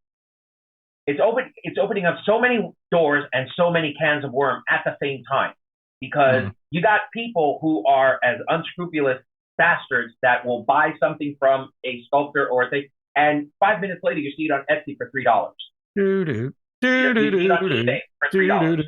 Oh, I'm sorry. A song came to my head. Sorry, a little cartoon theme song. You're gonna get us dinged for copyright. I can't think of that. So this is something, unfortunately, this is a situation in where the technology is growing faster than the ability to regulate it. Yeah. Because I always said there should be, when they, you remember like the old Windows disc, that, little disc and the thing, and, that you put in, and you got like the big long, I think it was like a 16-digit kind of like product key. Yeah, the key, okay. These guys need to figure out, it's like you can download it and print it one time. That's it. But you need that product key. And if you screw up or whatever, they can give you a product key for the part that you need, whatever. Something like that has to be done, because unfortunately, look at Etsy. That's why I will never, ever sell any of my digital files. None. So, and there's certain people that I trust. I trust Scott. I trust Ed. I trust certain people that I know, because I've known these guys for years, then they won't screw me. But by the way, anybody that wants a Tin Man, get a hold of me. No, I'm just kidding. Fuck that Tin Man. Bring it the right side. So you have on here, make sure you agree to in progress pictures and stuff. What do you like? Yeah. What is your acceptable time for a sculpture? I usually don't have a set time period. When I give something to a sculptor, I kind of like let him set the pace. I just kind of like every now and then send me like, when Roberto is done with the head of something, he'll send me that, and then he'll send the body, and then he's like, every now and then I'll get like work in progress shots. So as long as I see something's happening, I'm fine. Working. Okay. There's stuff like Jim Maddox right now is working on my Queen Mombi, which is one of the Denizens of Zoe pieces. It's a voodoo priestess, kind of think of Angela Bassett as Marie Laveau in American Horror Story, something like that. Okay. I told him, I just need it by January so that I can have it printed, molded, and cast, and have it in the, for the show in June. That's it. Between now and then, and I gave him that like early this year. So he's got a full year to work on it. So I try not to rush them, because again, when you rush them, they tend to get a little sloppy, or they'll tend to cut corners. For God's sake, Tin Man, 7 years, 7 freaking years. He's there. It took me that long to print it. It took that long to print the damn 7 freaking years. That's all I can say. 7 freaking years. But I know that I'm not going to come down on Gabe. He and I are friends. I love him. I love his wife, Regina. And, I know that he had a lot of stuff going on during this time where he was working for Universal and moving down to Florida and doing it, So I'm not going to come down on him for that. It is what it is. These people have lives. Everybody has lives. Shit will happen. I get it. Okay. And trust me, some of the excuses that you're going to get, I've gotten excuses like, and I think I told Scott this. I had one guy tell me, "Oh, I need to buy books for my daughter. My kid needs a school uniform, whatever." Those are like viable excuses. I kid you not. I swear to God. One guy called me and told me, "I'm sorry, I can't buy the kit because my tomatoes have aphids and I have to pay an inspector to kill them." I swear that is the God fucking honest truth. Aphids. That's awesome. Aphids on his tomatoes. I'm like, what the fuck? Jason's got aphids on his tomatoes, which is why he's going for a colonoscopy. One big aphid. So it's just the problem is Jason's the first one I ever knew going for a colonoscopy at the fire station. So, oh Lord, Lord, that fire hose, man, take me out. So I don't really. I try not to. I mean, there are some times where I'm in a jam or I get in a jam and something is like really getting far behind, and I kind of try and tighten the screws a little bit, and but that's very rare. Usually everybody knows my timetable. I need this by this time so that I can get it done by WonderFest. I try and WonderFest is my year mark. That's where, so I got to have everything by January, February so I can have it in time. I will say ever since COVID hit, everything went to shit.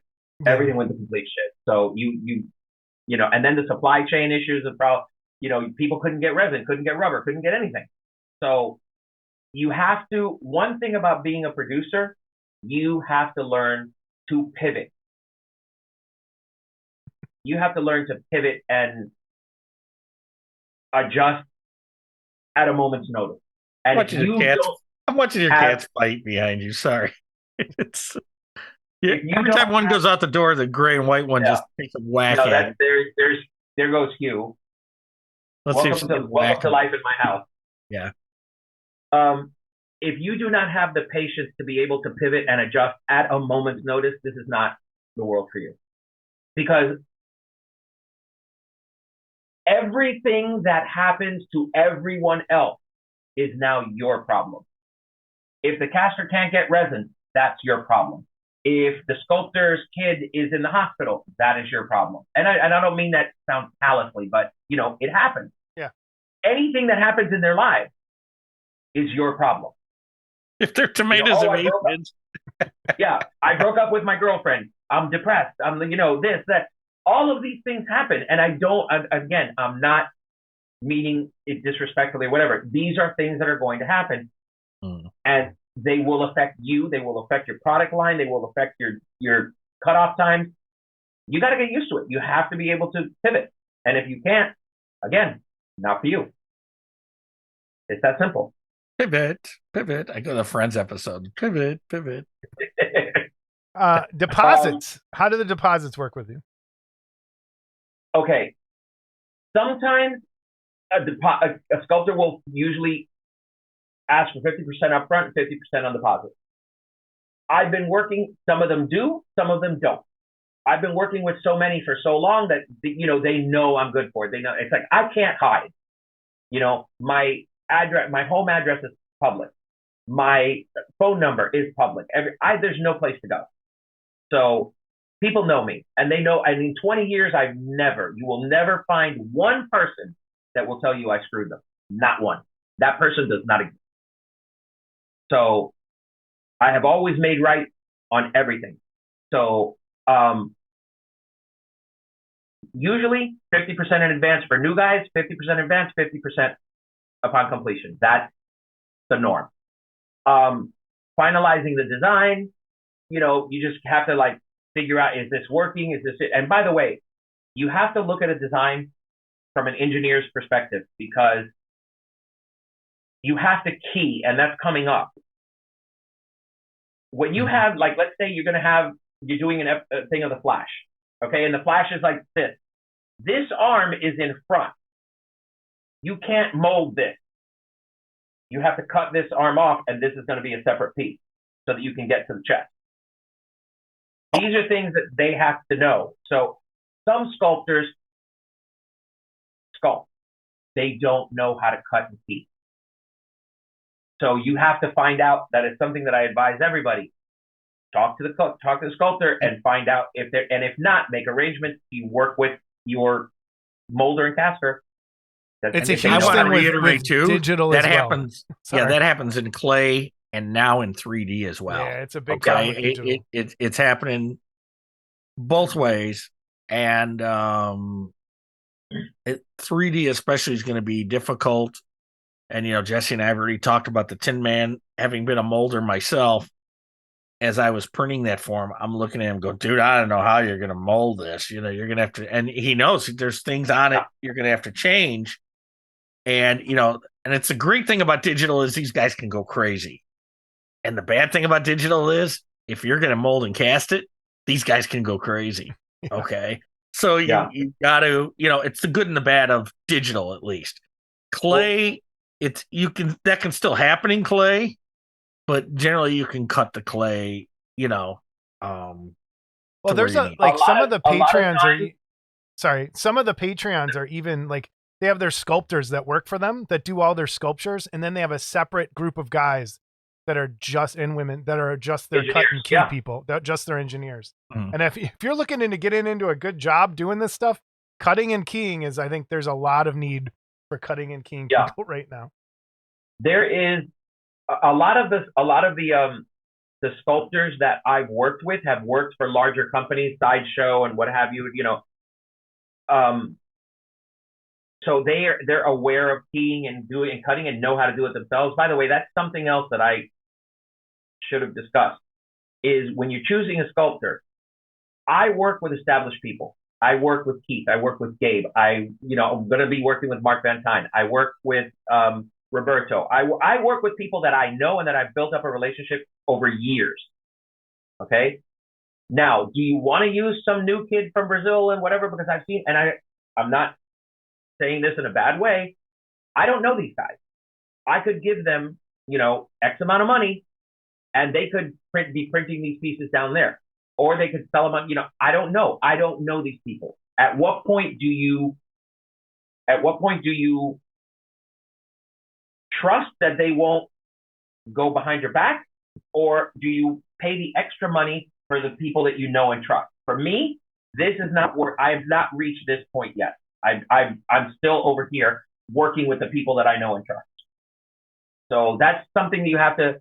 Sure, these guys are cheaper and whatever, and they're immensely talented. The pieces that I've seen are incredible, but I don't know who they are, and I have been screwed over so many times by so many people. I am not a trusting person anymore. I used to be a trusting person by nature. I'm not anymore. You know how what was Reagan's? Trust but verify? Yep. No. Yep. Verify and trust. You verify first, then you trust. You don't. He got it right, but he got it backwards, as far as I'm concerned. Yeah. And Scott, to your comment, printing and prep. Yeah, we need to talk about that because, contrary to popular belief, nothing comes out of the printer ready to be thrown in the rubber. You got to clean. You got to cut the drain holes. You got to plug the drain holes. As a matter of fact, hold on a minute. Don't show none of my work. This is a piece that I bought at WonderFest from my good friend Sam Greenwell, who I've worked with before. He's an amazing guy. See? It's got holes. All of this needs to be plugged up. Okay? Look at the base has a big old hole in the bottom. Got a big old hole over here. So all of this needs to be prepped and cleaned and fixed before I can start painting it. So and just so everyone knows, when you go into the engineering aspect of that, or the orientation of when you are putting it on the printer, Jason does this and I do it. I try to put those holes in the most inconspicuous places I can. Okay, not always because you're laughing, but sometimes it's hard because the way you have to orient it. Okay. Yeah. And I'm laughing because we made fun of Scott all weekend at WonderFest while he wasn't there. One of my kids had a hole in the top right in the top of the But it was also in a spot that it's easily you put a little putty in your finger and run over it.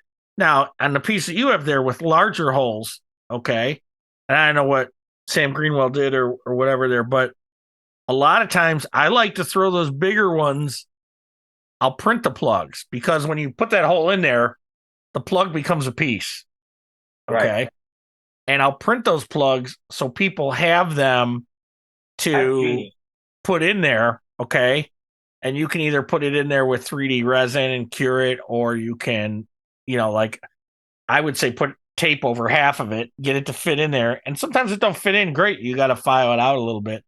But then you can put some glue in there, run some glue, and you've got, Well, in Sam's defense, all the holes on this one are in places where.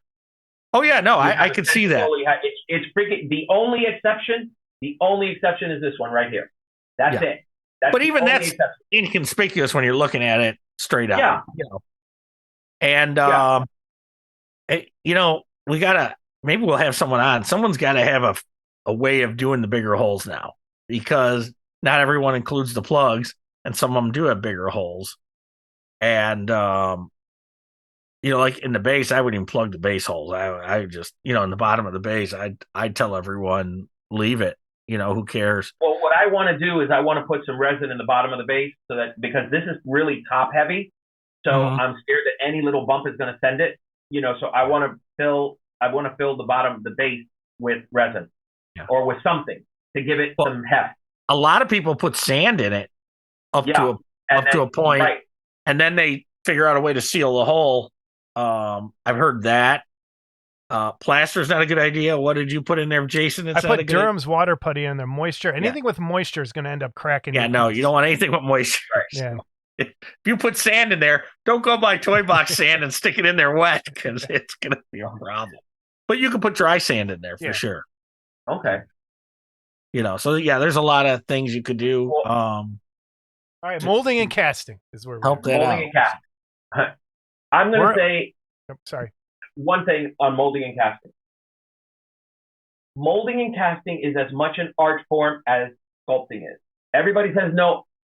Molders and casters are the unsung heroes of this hobby. They get no credit. Whenever you show the sculpt, everybody says, oh my God, that's so amazing. Roberto did such a great job. Keith did an amazing job. Oh, they love it because it's a sculpt. You're showing off something incredible. Then the next time they see it, it's painted. Oh my God, Jim Capone, Hal, whatever. Oh, it is. Molders, nothing.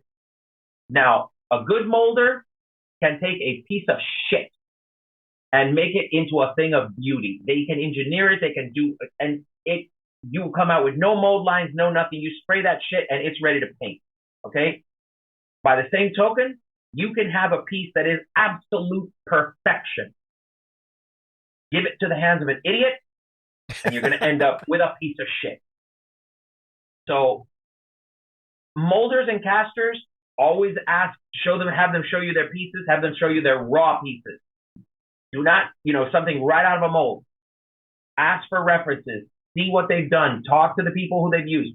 But when you find a good one, you treat them like freaking gold, because they are worth their weight in it. Okay. We're still waiting for Big Galuna, Scott. What kind of? Hey, don't rush gold. I have 2 or 3 that I work with that are incredible, and I will walk through fire for them. The first question of molding and casting is what resin? It's going to be standard. It's going to be clear. It's going to be colored. Keep in mind, clear and colored resin takes longer to cure, sometimes as much as 24 hours. That's going to slow your production. So, when you're thinking of, I just did the Oceana piece. I offered it in clear with clear water, and I offered it with solid water. One is cheaper than the other, and it's faster. The other one isn't. The other one takes more time. So think about that when you, and this is the part where the class started getting really fun. I have to disagree with one thing. I've been coloring resin for a long time. It doesn't affect my cure time at all. Okay, I would like to know what resin you're using, because crystal clear. If you tint clear, no, it's still going to take a long time. I just mean if you tint your standard smooth on 300 or the 320, you're just that's. I just wanted to make that clear for everyone. Yeah, if you any translucent resin, you're using is if you want it crystal clear, you're pressure casting it. Okay. Yep. And most people want it crystal clear. And if you don't pressure cast it, you can get results, but you better color it because with the Oceana, we found a kind of resin it's called tinting resin, and it has a yellowish tone to it. But in this case, the water is going to be painted blue and green or something else, so the yellow tint doesn't really matter. Right. So it's cheaper. Crystal clear is going to make the kit like $100 more expensive because crystal clear is ridiculously expensive, and it takes, like I said, 24 hours to cure in pressure. So, the next part is where I started having fun with the class. And, you guys will see this in the slideshow because it was just epic. Because everybody always said, I could save money. I could do my own casting or whatever. I can do my own molding and casting. I'm like,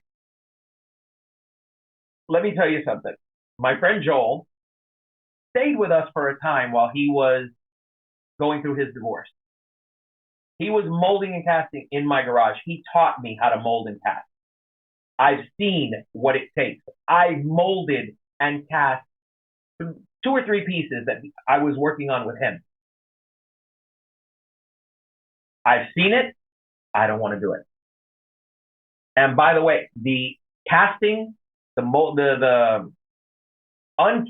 unmixed resin, that shit is toxic as hell. It will burn your skin. It will, once it's mixed, it's not so bad. But each individual component, you get it on your skin, it will be really bad. But I love these guys that just say, "Oh, well, I'm gonna mold and cast my own stuff." Okay, well, let's talk about that. Y'all think it's just, you wave a magic wand. No. If you're gonna set up a shop, you're going to need pressure pots. You're going to need an air compressor. You're going to need a vacuum chamber. You're going to need a vacuum pump, tables, a desk, shelves, clay, gloves, cups, spoons, rubber bands, paper towels, a shit ton of paper. I mean, just call Uline and have them back up an 18-wheel truck of paper towels to your house because you're going to need them. Rubbing alcohol. Rubbing alcohol. Yep. Yeah. So what do you think all that shit's going to cost just to set up? Mm-hmm. Okay? And keep in mind, you're going to need a space. You're going to need a basement, an attic, a garage, a spare room, a shed, something, somewhere. Now, here's the deal. We all have wives. Can I add something to that list? We have significant others that lie somewhere in between the two. Can I add something to your list? Sure. Temperature. Okay. Yep. I've cast in cold weather, and I've cast in hot weather, and I've cast in perfect weather. Okay. Yep. And of the 3, hot weather is the worst because the warmer, resin catalyzation is a heat reaction. Okay. Yep. So the hotter that resin is, the quicker it's going to cure. Yep. So you better know what you're doing. Try casting in South Florida. Yeah, exactly. That's why I wanted to add that because it was like, it's a problem. You threw some pictures up here. Please tell us whose workshop this is. Oh yeah, these. I just wanted to show people who think that it's like, I can do this. It's simple. I just wanted you to see the pictures and show the first 2. That's Dean Milliman's workshop. Okay, and this guy. He is an amazing caster. I mean, his castings are absolutely flawlessly perfect. Okay.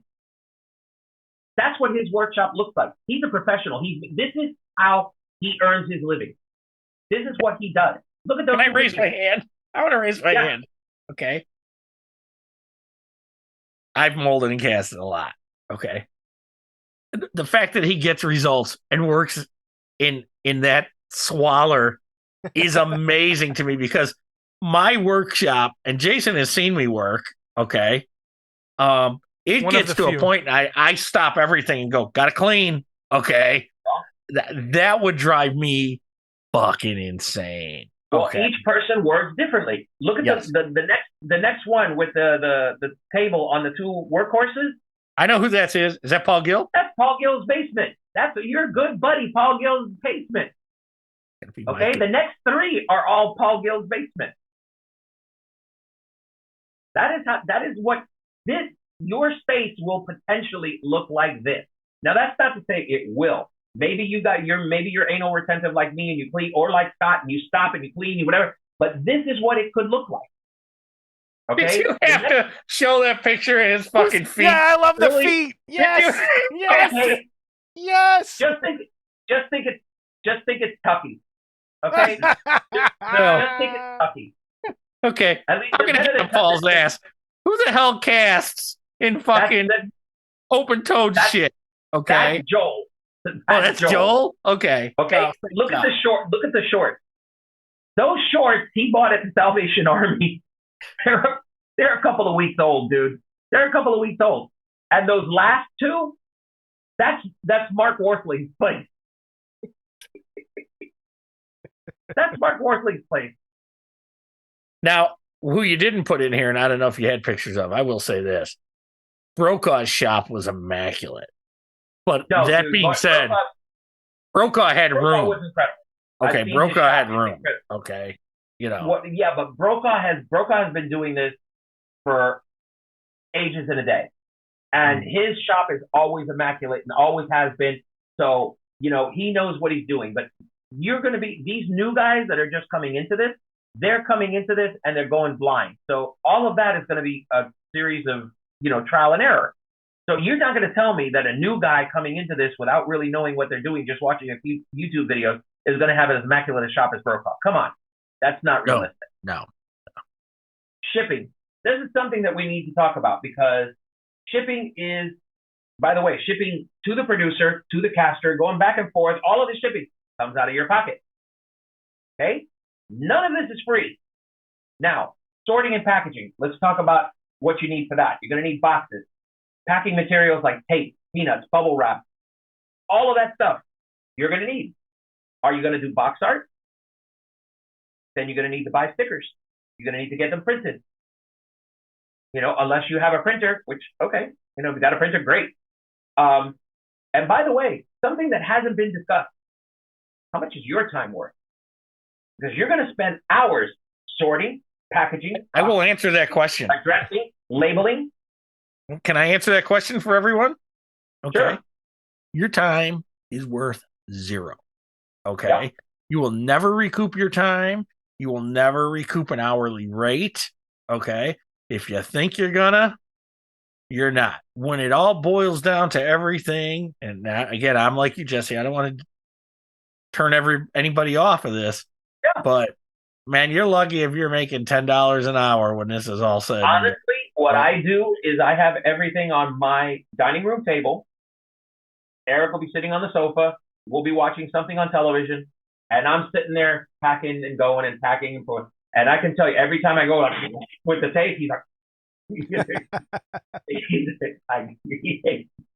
just turns up the volume. I told the wife the other day I was coming in here to pack a box, and I snored, I guess, because I took a nap. And she says, I thought that was a snore, but I was giving you the benefit of the doubt because it was so long. I thought you were ripping the tape off. So, I could see that. So, yeah. The one last thing that we need to talk about is your display master. Now, if you're like Paul and Mark, who are amazing painters, and they are a one-stop shop, dude. These guys, they sculpt in-house, they mold in-house, they cast in-house, and they paint in-house. It's like, I wish I had that kind of time and that kind of, I'm not retired. I work, 12 to 14-hour days sometimes. So they're amazing. God bless them. I wish. You need a display master. I can paint. Okay, if you go into my website, you see the galleries. There's a little gallery from some of the modest stuff that I did. I can't paint like Saul. I can't paint like Jim. I can't paint like Anya. If I had the time to sit and practice and do whatever, I'm sure I could, but I simply don't. It's just not realistic for me. So I hire Anya and Saul and Jim to do my paint masters. Because when you have a beautiful display on your table, you've got a master there that is just absolutely gorgeous. People are going to say, I want that kit. And I hate to say it, even one that's not painted 100% great. Now, you use top of the line people, but even the ones that aren't printed, hey, Eric, he didn't even say hi. He did. He hates you. Oh, did he? Oh, okay. He did. We didn't catch you it. You can hear it from the distance. But even a mediocre paint job is better than no paint nothing. Job. Oh, yeah, okay. Absolutely. And now a lot of people put, unpainted stuff on the table. Jason, you had plenty of unpainted stuff on the table. And I sold out of everything except the thing I painted. Right. And so there's no rhyme or reason. But as a general rule, now good is going to sell. So what I will say is good is going to sell always. Okay. But if you're in between something, better to have a paint. So this thing is wobbling, and I'm not going to print it. Shatter! Bam! Yeah. Then tell Sam, hey man, you boxed it that way. Yeah. So, but yeah, so I want to throw that in. It's great, and like you say, you get people that do it for you, and I don't know what your arrangement is with them. I've had build-ups done, and a lot of times people do build-ups for me just for the price. I hope you brought us some. Okay. Oh. Thanks. Appreciate that. Thanks. So, they're cat treats, you dipshit. I know. I said I want some. So hey, Jason eats out of the toilet. I eat cat treats. Who cares? But okay. But again, a lot of times you can work a deal if you've got a friend that's a good painter where you say, hey, a lot of times the friend will just say, give me one. Okay. Jason painted some stuff for me at one point, and he said, hey, give me this kit. And I said, okay, I have a deal working with Jim Capone, and as soon as any one of the one kit is ready, I book him. And I oftentimes, like, he really, really did not want to do the quarter scale Millicent. He wanted to do the bust, and I'm like, okay, fine, here it is. I'll get Anya to do the bust. So I worked it out with him because Lord knows I love Jim. He's looking to retire, and I don't want to make his life any harder. He's put me on a diet now. He's like, I'm only going to do a few for you. I'm only going to do a few for anybody. So, and I'm like, okay, I'm disappointed, but hey, I love him to bits, and I'm grateful for anything he does. So, and I hope I'm not talking out of turn. He won't be insulted for me talking about this, but I understand. Is Jim's an art teacher too, right? He is. And I was going to say, everyone earns that right to retirement, man. I can't wait. Yeah. Have you seen his blackboard drawings he does around Halloween every year? No. Dude, you need to go on his Facebook page and go on there. He does these unbelievable drawings on every year he does like one or two, and they're blackboard colored chalk. They're out of this world. He probably works at a place that he probably works at a school that they appreciate and love him. Yeah, where the kids wouldn't come up and draw penises on everything and all that like yours. Yeah. This is where the real fun begins. But we're going to talk about the Oceana. For everything I've paid. Okay? The sculpt was $2,000. The printing, and this was a special price because I got several pieces in, so it broke down a little bit lower because I sent several pieces to be done at the same time. That was $1,000, and it would have been more, but that's fine. The molding was $1,950, and 25 castings is roughly $2,800. So I am in this piece $7,750. Now, my retail on the ones with the clear is $295. My retail on the regular is $275. That means, by the way, I want you to notice something. Look at how the price of the clear goes up by $20, but my profit only goes up for $5. Okay? Mm-hmm. I want to make sure that that's noticed. So the next time somebody asks me for a discount, it's built in, bitch. It's there. Now, here's what you do. Take the 7,750 and divide it by the 275. Tell me how many pieces I have to sell in order to make my first penny of profit. He's getting a calculator out. I'm not doing it. I'll do it. I'll do it. Okay. Divided by 275. 28.18. So if I don't sell 28 castings of Oceania, I don't make money. And by the way, keep in mind, this is for the sculpt, the printing, the molding, and the casting. No box, no peanuts, no tape, no time, no shipping, no nothing. This is just straight cost of goods to retail. I learned one thing right now. I'm undercharging third grade math. No, besides that, I'm undercharging for printing. That's what I learned. So, well, it's. Well, remember, like I said, this price was. The Oceania piece. If you see it, it's got a shit ton of parts. It would have kept your printers going for at least a week. So yeah, it's still I'm undercharging for my. Okay, well that's But again, and Jason and I have both printed for other people. Yeah, and I'll testify to this. My time is free. Okay. Yeah, I'm not making any money off my time. Okay, it's well, not the way we're doing make it. Money off of print. If time. I do this, I'm going to make money on my time. Well, and now look at here's the fun part. Here's a Millicent. I paid $5,000 for the sculpt.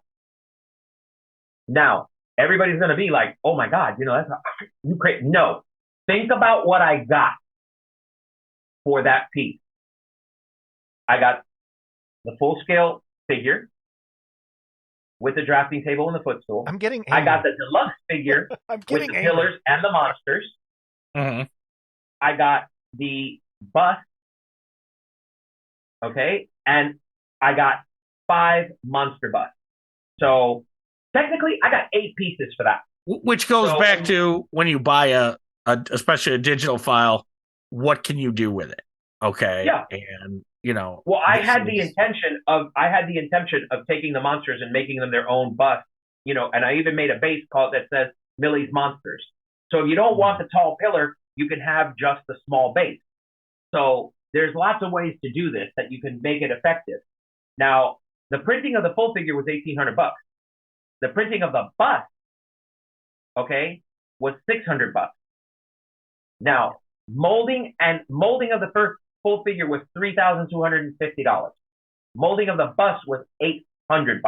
And that, by the way, the molding of the bust, that was an estimation. That's not the full figure. I am into this piece $11.5 grand. $11.5 grand before I've sold my first piece.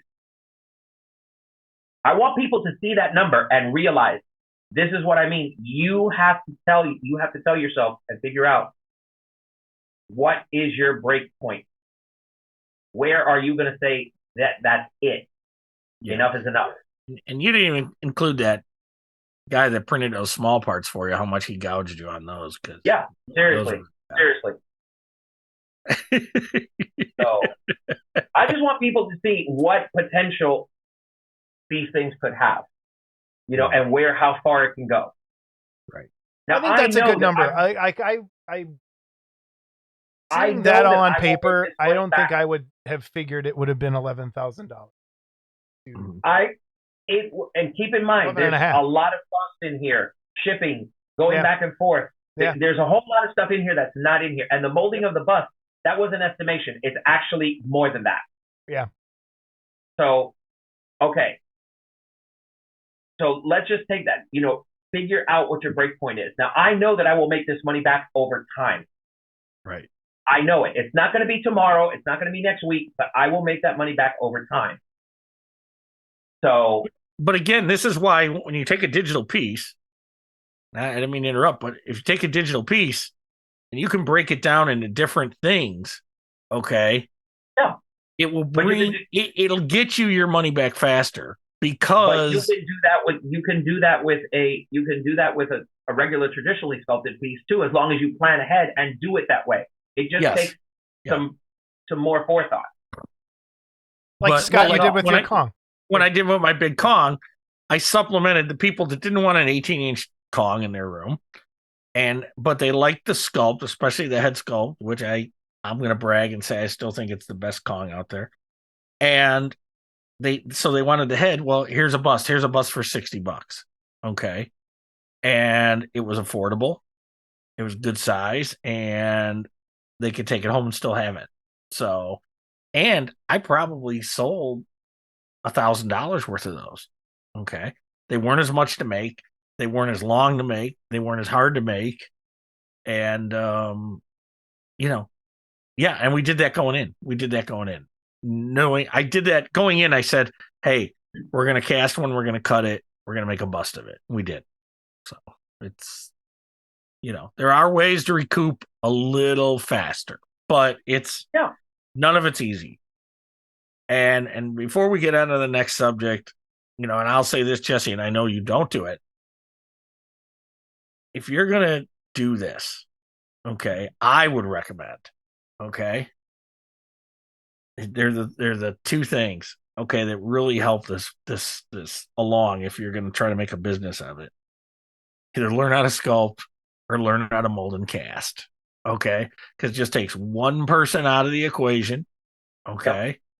And, okay, you can control your pricing a little more, okay? I will agree with that. And there's a lot of guys that are like Jesse that just farm it all out, and they get the pieces, they put it together, and they go. But that does force his number goes to, on the one piece was 28, okay? I used to be able to, I tried to price my stuff, so at 20, 21, I was even, okay? But I was doing all the work. I was doing the molding and the casting. Now, I still had the material cost, but I wasn't paying for anybody's time to mold something, okay? Same with the sculptor. If the sculptor pays someone to mold something, he's not paying the sculpting cost, okay? But he's still paying the molding and casting cost. Okay. I will agree with everything that you just said, provided that person has the time and the space, neither of which are available to me. And the ability, right. And the ability. The ability I've got. I know how to mold and cast. Joel taught me. Now, will I be as good as Joel right off the bat? No. I will probably have there will probably be a learning curve, of course. And that's fine. But unfortunately, I simply don't have neither the time nor the space to do it. Right. And I'm not criticizing. I'm just saying that No, I understand. It is. You're 100%. I'm telling you, you're 100% right. It would make my life a heck of a lot easier. Don't ever say that to him. Don't ever say Careful, because this is recorded. Okay. All right. And this will be a soundbite we just keep playing. You're 100% right, Jesse. Going, you're 100% right. Oh, God. In this instance, you are 100% right. That's better. In this instance, you are 100% right. Jason, I'm going to need this recording. So edit that shit out quick. Yeah. Delete. He gives me no password, so I have nothing. Yeah. So the very last thing you're going to work with as a producer, the joys of working with the public. And a podcast host. Yeah. If y'all have ever been to a restaurant and you've seen Karens going at it, whatever, and blah, blah, blah, guess what? You guys are the public to me. So if you take a look at this first slide that is on there, you will see this is a Millicent question and answer. The first slide, it's got everything. What's the number? This is a shit ton, whatever. I put down every bit of information I had for this. Then if you look at the second slide, that's information on the Millicent bust, including pictures of everything. Okay? With all the information, okay, everything is there. I typed everything that I could. Now, if you look at the very next page, this is a PM that I got no less than an hour after I posted that. The guy even screen grabbed the pictures from those posts and asked me that. Okay, you want to know what I did? I deleted the PM. I refused to answer. I'm sorry.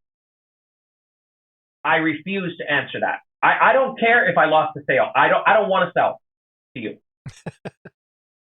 Okay? I would rather lose the sale than respond to something that stupid. I'm sorry. I'm almost 60 years old and I just can't take this shit anymore. The answers to every question he had was right up there. If you read the post, they were right up there. Oh man! And the next and here's the rest. There's another one too. We literally just got this piece. When will the date and pricing? When will what is the expected date for price and shipping on the legs for the Tin Man? This piece hasn't even been molded or cast. For 20 years, I have been answering the same fucking question. Until something is molded and cast, you will not know what your costs are. So I can't set a price until that is done. And I have said that for 20 fucking years. It drives me nuts. And in the case of the Tin Man, he may not quite be this tall when we're said and done. So. No, he may not be. I mean, to jump on the piggyback on that a little bit, I get the same thing with printing. Can you print this for me? How much is it going to cost? And they just send me a picture. Until I put it in a slicer and actually spend the time working on it and figuring out how much resin it's going to use, how much time it's going to take, I don't know. And I can't answer that until they've bought the file and sent it to me. So it's the same kind of thing. I get that a lot. And it's hard. Jesse sent me the Tin Man to print. It's kind of an emergency thing. And I couldn't give him a price right away because as a dude, I can't give you a price till I'm done printing it or at least setting up all the files, And I at least had all the files set up where I could give him a ballpark. Yeah. Once you get that, And so it's, and it's hard. Yeah. You have to have the files first. And just like a molder probably has to look at a piece in his hands before he can say, kind of estimate and say, yeah, this is going to cost this much in rubber and this much in, and I don't think they still know until they pour the rubber. Okay. So. They don't. It's impossible.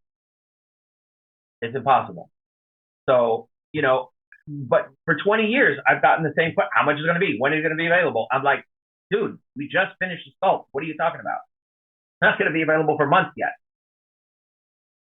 So if you look at the next piece, this one I screwed up. If you look at the picture on the right, okay, that was posted May 18th. Please look at the last line. This kit is available now on our website and will also be available at our tables and will also be available to purchase at the show, meaning WonderFest. Okay, look at the left. Was posted 5/26 with all the information. Look at the very last line at the bottom. Yeah. How soon after WonderFest will the 2 Halloween kits be available?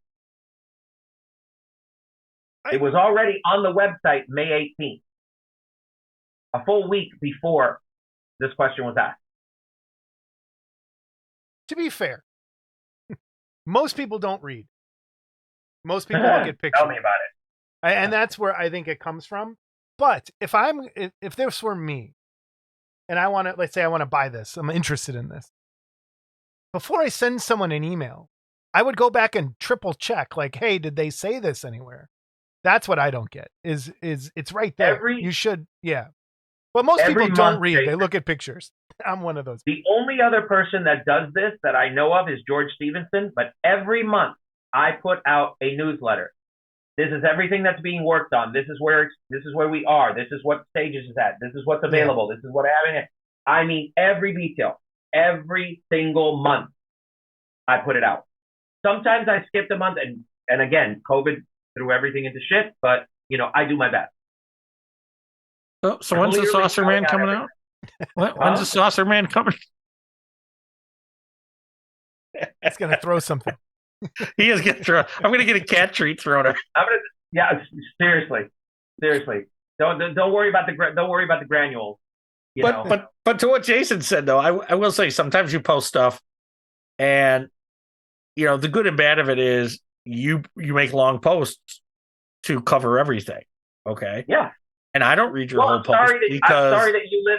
I'm sorry that you live in a Twitter world and you can't read a book anymore. Right now, I'm not like Jason. asking you to read War and Peace. I'm asking you to read less than a paragraph, probably. And I don't read every long post, but if it was something I was interested in, I'm with Jason. Yeah. I'm going to go back and read the whole post to say, "Ooh, when's this going to be available?" This is why I add the pictures. It's like, okay, everything that is pictured in here, the post concerns everything that's in the picture. So if you see a picture that you like, multiple pictures, read the post because there's information on that piece up in the post, and that's what drives me crazy.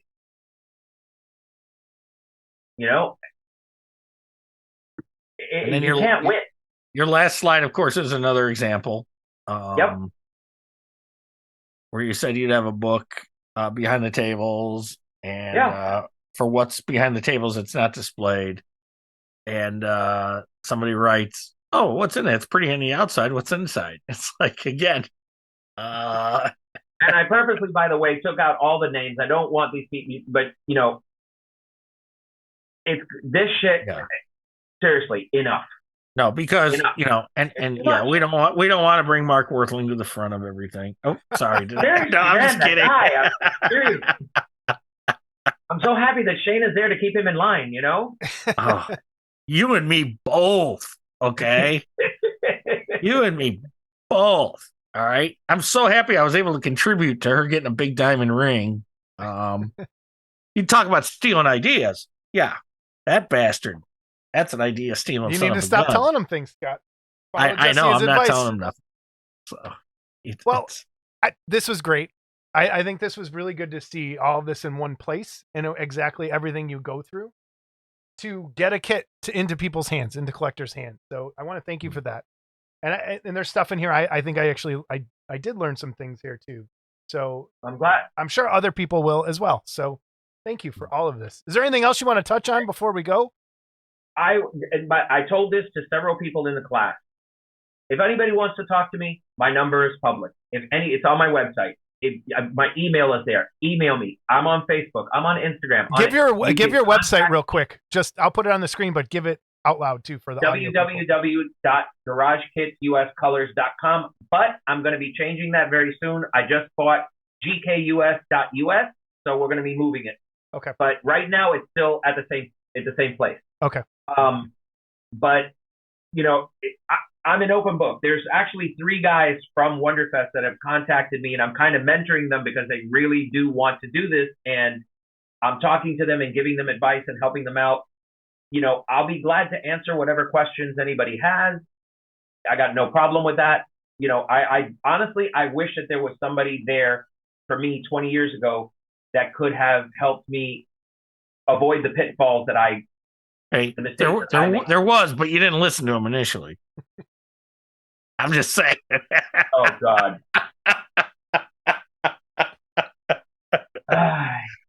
So, this went very long, and so when you're bitching, Jesse, some of your others.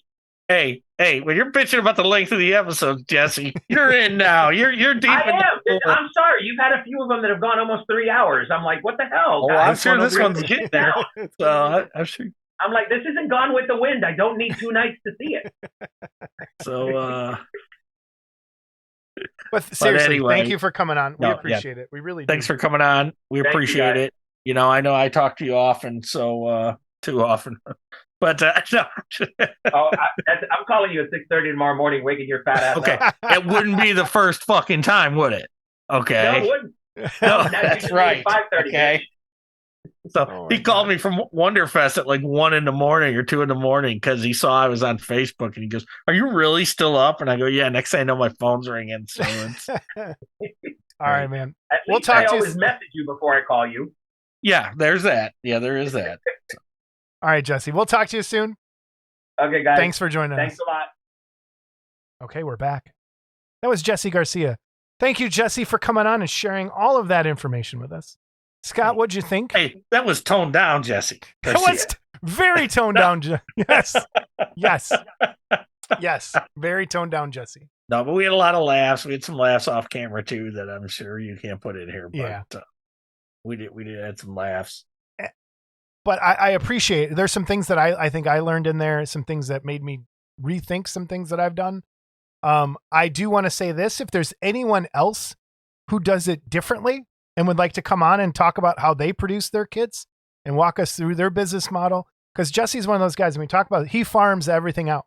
If you're one of those guys that you do everything, I'd love to have you on and have you walk through your process of doing things. So that is always open. Just let us know. I know we're going to have a couple other producers on coming up here shortly, but anyone who watched that and you want to just, hey, Jesse's not right, or he's right about this, I want to back him up, or I want to show my side of it, we'd love to have you on. So anytime. And kudos to Jesse, was not afraid to share numbers on some stuff. No, I really appreciated that. It really it wakes you up to what it is. And I've seen it with other guys that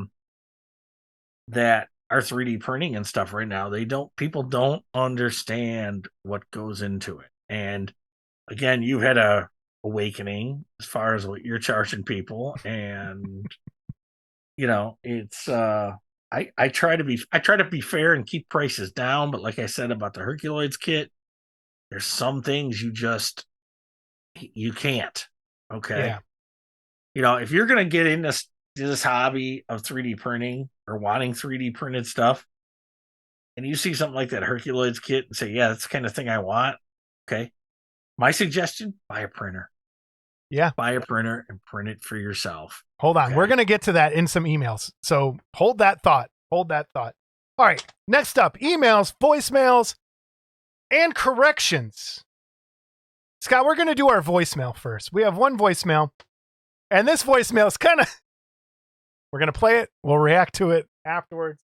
Here we go. Boo, Johansson. It's John Tucky, you son of a bitch. I am tired of you mentioning my name in that bullshit dog and pony show you call Model Club. I'm going to float my ass to Chicago and haunt the fuck out of you. And fuck Jason Walker, too. Hands down, I think that is my top 4 moments on the show so far in the time we've been doing this. That is the greatest voicemail we've ever gotten. And I really hope, I don't know, that's the ghost of John Tucky. Okay. First of all, if it is John Tucky, I hope he appears behind me in the screen and you got to freak out when you're editing. But second of all, if it's obviously it's not, it's got about as good chance of really being John as Bigfoot has of existing. But that being said, whoever left that voicemail, I would love to know who you are, just simply because it was creepy. The impression was so good, it was creepy. All right. And I don't believe any disrespect to John was meant. No, it's awesome. Anyone that knows the relationship I had with John prior to our falling out before his passing, I'm crying thinking about it. It's so good. Oh, and and I many times when I tell a John story, I'll do a little John impression, and Scott, I don't think that's very nice. But whoever did that, that's perfect. It's dead on. I'm going to float my ass down to Chicago. Float my ass down to Chicago. He even said it with the Chicago accent because John was from this area. Yep, he was over by here. Yep. Oh man, I thank you whoever sent that in. And if they were meaning to, if they sent it in trying to push our buttons, you failed, because that is the funniest thing I've ever heard. Oh, and it's a shame that John passed, because he would have been a good guest. He would have been a good guest. He would have. So, wow. Okay. So we have a lot of emails this episode. And again, for people watching, this is a two-part show. Split this up into a couple different days. Maybe 3. This is a long one. All right. First one is from Brian Wilkinson. Hi, Scott, the talent, in parentheses, and the other guy. That's me. Hey, hearty hello from the north of England. I found you guys about episode 62, and I'm working my way through the backlog. I apologize. Loving the show, interviews, and the banter along with the gallery. I've been building kits most of my life, but garage kits for the last 30. Yikes. I do have a few. I'm not wearing my reader, so bear with me. I do have a few thoughts, though. As I watch more shows, it seems more and more leaning towards 3D printing and leaving traditional behind. I have some 3D prints, which I love, so I'm not against it. I still think clay sculpted kits have the edge. I think file sharing is the biggest obstacle. Fans of the hobby, I think it is a totally different beast. Most don't even consider the recasting side of it. They see files on the net for a small cost and think, ka-ching. Speaking of files, you guys seem to collect loads. Buying a resin kit takes a lot of thinking and what to get and where from. So you have a selective, you're very selective as to what you pick. And the stash still grows very fast. But buying files makes it so much easier. You'll quickly acquire more files than you could ever print, let alone paint. Somewhere down the line, I would love to see in interviews with sculptors and kit companies from other parts of the globe, time differences allowing. We have some great companies here in the UK and have one show dedicated to garage kits, UK GK, usually September in Crew, hosted by Dave Nicholson of Killer Kits, Creature Features. I do attend other IPMS shows, but I get the feeling we are the black sheep of the modeling community. Over the last few episodes, there have been a number of deaths in the model world, and it's nice to see their work recognized through your show. One such chap was Gabriel Marquez. I bought his fantastic Gollum kit direct from him years ago. My kit has a sound chip from a Lord of the Rings Gollum figure and hisses, "Mal precious." I've submitted some of my past builds, hoping they're up to scratch for your gallery. The dropship pilot from Pharaoh from Aliens was a 3D sculpt I commissioned and hopefully will be available soon. Many thanks, Brian Wilkinson. Great email. I put those two pictures up here while we're talking about them. I love that Gollum kit, even though I just sold mine because I ended up with some other ones and I ended up, I think, selling it at last year's WonderFest. And it is one of my favorite Gollum pieces. So why did you sell it? I have too many things. And it was like, there's one part of it I don't like. Like, I think the forehead's a little too flat. So I think I have a better one right now. So I kind of let it go. And now I'm totally regretting doing that. But I have that toy with the chip he's talking about. But thank you, Brian. I do. Getting people from around the globe as interviews, I think, is a great idea. And when we get a chance, we will. I totally agree. It's buying files is like candy, especially when they're like $3. And I have, I think, 4 gigs already, 4.5 gigs of files already. It's much like my Steam library with my game collection. When things are on sale on Steam, I'll buy a game for $1 or $5. And I never play it. It just goes on a hard drive somewhere. And that's exactly what's happening there. Thoughts, Scott? We were told when we got printers that buying files is like having WonderFest every day. And I can honestly say in the 2 years that I've had 3D printers, I've probably spent more on files than I have model kit. I joined 2 more Patreons this month. Some files are more, some files are less. I have a lot. Yeah, it's crazy. That being said, I want to talk about the clay versus digital. Okay. I agree. Initially, there's a gap, but I can tell you this: if you really scour the internet, CG Trader and some of the work some of these guys are doing, look up specific characters like Jack Nicholson. Somebody did a Jack Nicholson from The Shining where he's in the sweater and stuff like that. They're as good as any clay sculpt I've ever seen. Okay, so it is, the gap is closing, but it's just, just like with clay sculpting, there's guys out there that are mediocre and there's guys out there that are real good. Same thing with digital sculpting. But the gap is there, and there are things you can do digitally that you can't do in clay because it can't be molded and cast. Okay. And in our interview with Jesse, we talked about that, how, these guys can go wild with stuff and it's really cool, but there's no way you'll ever mold and cast it. I'm going to pause you there because a lot of this conversation is going to go into another email here towards the end. So hold on to all that. From Chuck Hamoka, I'm seeing that I am seeing if this might be a nice topic to touch on for the show. Fine Scale Modeling puts out a great scale modeling once a year to touch on different shows they are attending. I had picked one up and was happy to see the coverage of WonderFest and the number of figure kits shown. Just throwing it out there. So I'm going to put this up. I was not aware of this yearly compilation magazine that they put out with, I think it's shows and different models that were built throughout the year. It's like the highlight issue of all of them. So check out that issue. Chuck also sent in this from the IPMS. Man, I got to get more into the IPMS stuff. IPMS USA 2024 new venue and date. So if you're interested in that, they want to announce change of venue and date for the 2024 National Convention. Due to unforeseen circumstances, we have moved the event to a new location. We are excited to share that the 2024 National Convention will now be held at Manana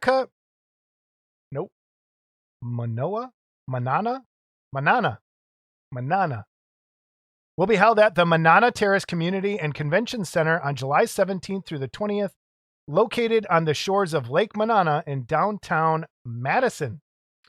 This large and professional event space is the ideal location for the IPMS USA National Convention. There are plenty of on-site parking, nearby hotels, and an excellent restaurant scene in walking distance.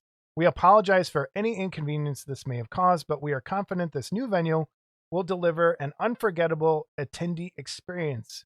Madison, Wisconsin? Yeah, Madison, Wisconsin. 2024. I think we go. July 17th to the 20th next year. A year from now. What do you say?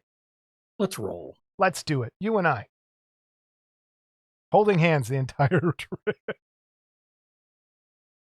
All right, from Mike Zizik. Happy Saturday. I hope this was sent out. We have Jesse on now. He wants to hold hands with me. I'm just saying. Okay. Oh, and I left that part in where you said eat something. Happy Saturday. I hope you had a good recovery from WonderFest. I keep looking at my haul and wonder how I was able to get a few. I hope I didn't burn all my karma points. Number one, I love the live stream that we did. Okay. Sadly, I didn't catch it live, but it was good to watch, informative, but the comments were fun. That was a winner for a special occasion. I think we're going to be doing a lot more live stream stuff coming up. I think that's something I really want to kind of focus on going forward. Can you let people know who you are talking about when you throw out names? You kept saying Rob, but Rob who? Is he a producer, a builder, a painter? I finally figured out you meant Rob Madison, but for those of us who are not insiders, it's hard to figure out. Plus, I would like to support the businesses, but don't know who they represent. Yes, we will try and do that more. It is a mistake because we're just, we've known Rob forever. That's not the first time that's been a... Yeah, and we make that mistake a lot. So we will try and be better at that. Promise. Hold on. I ordered that bride kit by Stan Arts based on the paint job alone. I am also ordering the Wizard from Garage Kit US based on Jim Capone's paint job too. Did you see that one? Holy shit. Yes. Fantastic paint job. So Jesse, you bought a kit right there. Someone else mentioned the non-Facebook or Discord notifications. I hate notifications, but I digress. Have you thought of an email list? It might be a good way to keep viewers informed. You could link things you find between shows, and people can share info from the email. You could make it non-reply so you don't get flooded with responses or questions. That is a great idea. Thank you. I think I may end up using that for some things and might start putting that together. Number 5, 935 viewers, so close. How about posting as the channel on Facebook boards and get that number to 1,000? I will try to help in that area. All right. So the Facebook page, I hate it. I hate it. Just between Discord, so many other things going on. It's hard to try and do everything. I think for us, our sister page, I think Scott and I both consider 3D prints and garage kits. It's kind of like our Facebook group. So please head over to there and we'll post more in there, but I will always post the new episode in the Facebook page. I hate doing it because I have to switch between my main profile and that. And so I miss things. And after a while, I need a break. So it's hard to keep everything going. I wouldn't mind doing it, but I want to be clear. He said the keyword there. Okay. You know what? Roll. All right. Okay. All right. You know what, Scott? He's got some control issues. Okay. No. I'm not allowed to edit. I'm not allowed to see the not email. Allowed to edit. I don't trust you. First of all, the reason you're not allowed to edit, here's why. You ready for this? This ought to be great. We're still waiting for the big Galuna. If I relied on you to edit every show, they would all be late. Am I right or wrong? I don't know that they'd be late. They'd be late. Because I would just put them up raw. Exactly. That's what we should do. What a great idea for an episode. Well, that was our live show. That was episode 100 raw. Okay. We'll do those live. But you know what? I will give you, you're going to have Facebook page permissions. You're going to be responsible for that. There you go. Long episode in our last email. And I saved this for last because there's a lot I want to say about this. And I think there's probably a lot you're going to want to say too. So, it's going to be one of those piss me off emails. No. Maybe. Yes no? I don't know. It's from Logan Torres, a.k.a. Scuzzfink, who you told me is having a good time over on the Clubhouse. Am I right? He always has a good time in the Clubhouse, but he's pissing some people off. But all right. Yes, he always has a good time in the Clubhouse. So let me read.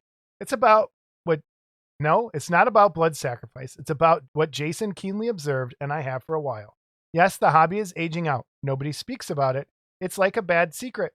Let's face it, the hobby started really going in the early 90s. The baby boomers were in their 30s and 40s, back then fit and full of pep. While most of them I never can picture Scott Pep. I think he meant to say like most of them. I can never picture Scott Peppy.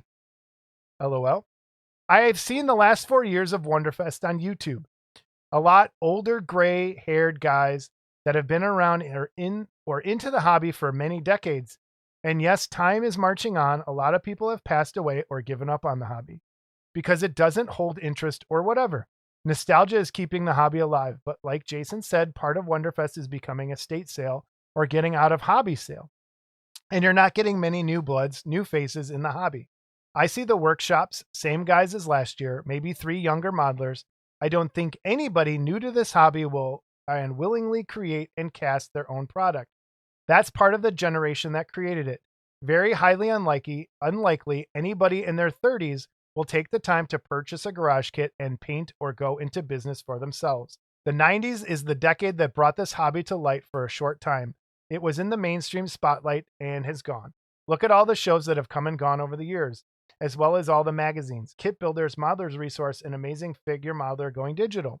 Like it or not, the future of WonderFest is 3D printing and estate sales. I highly doubt there will be a huge influx of new modelers and new producers that there once was for this hobby. Thoughts, Scott? Because I have some.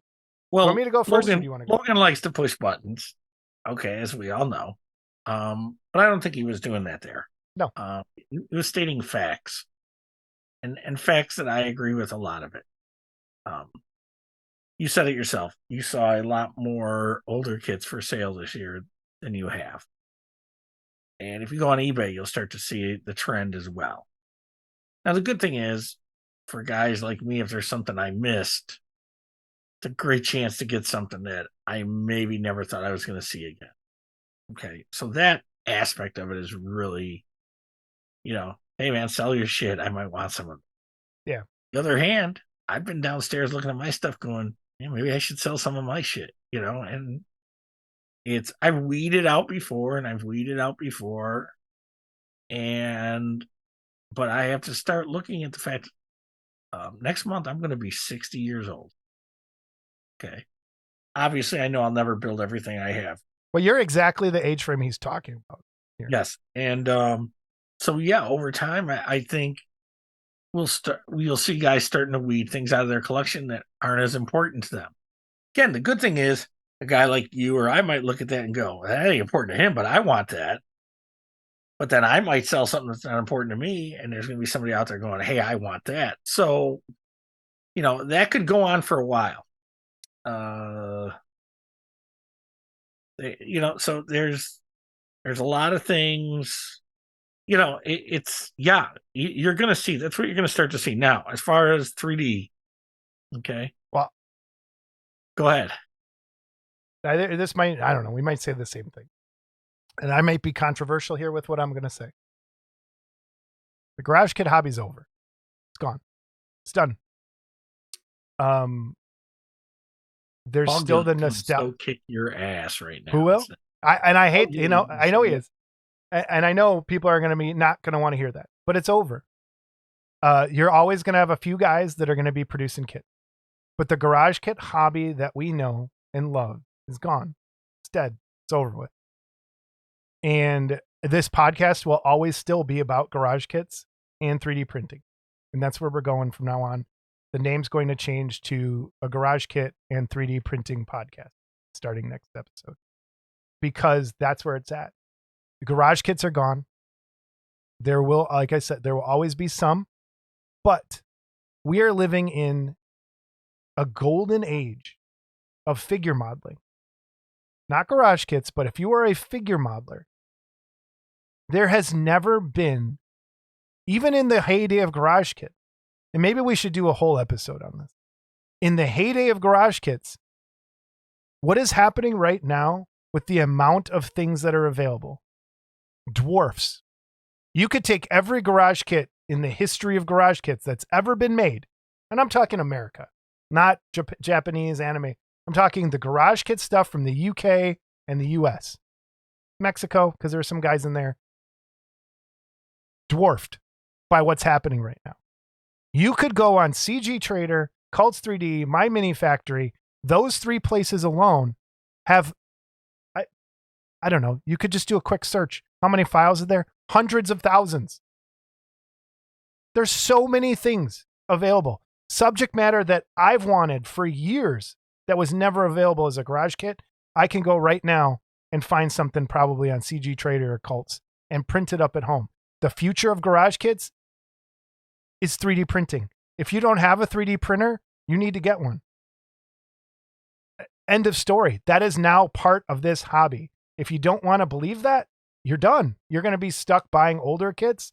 That's how it is. Buying files is the future. It's how, like when music came in and went digital and everything changed, that's where you are now. But if you are a figure modeler and you like building models of figures from movies, TV, it has never been better than it is right now with the amount of stuff available to you. You just have to do it in a different way. And the people that are going to lose out because of that, it sucks because they've held down the fort for so long. And I still think there's a place for garage kits, like resin cast things. There's still a place for that stuff if you do it right. If you keep your prices reasonable, which is hard where it is, and you offer some little things to go along with it, like Paul has the print that comes with it. Mark has some cool little things that come with things. There are some guys that it'll always be there, but we are living in a renaissance. And if you fail to see that, I'm sorry, but I have never had more fun buying and building kits than I have right now than the beginning of when I found garage kits. There's so much out there. And if you don't see that, there's something wrong with you. You need to open your eyes. Get on Patreon.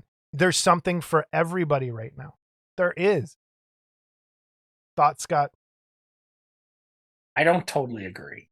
Of course you don't. Okay.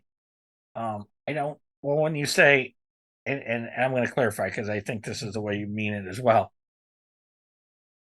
I don't think the garage kit hobby is dead. Okay. But I think the garage kit hobby, the way we knew it. And that's what I mean. Yes. But you can't call it garage kits anymore because it's. But you can't really call it garage kits anymore because it is a different animal. Yeah. There's still this hobby of building figure models. And I think that's the key is it's figure modeling. Yes. And I still think there's room for both. I agree with the email.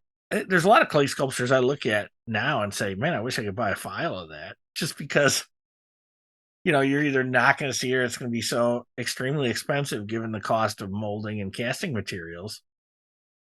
The other good thing about digital is, and I'll use Well as an example, 160 some files he's got available on CG Trader.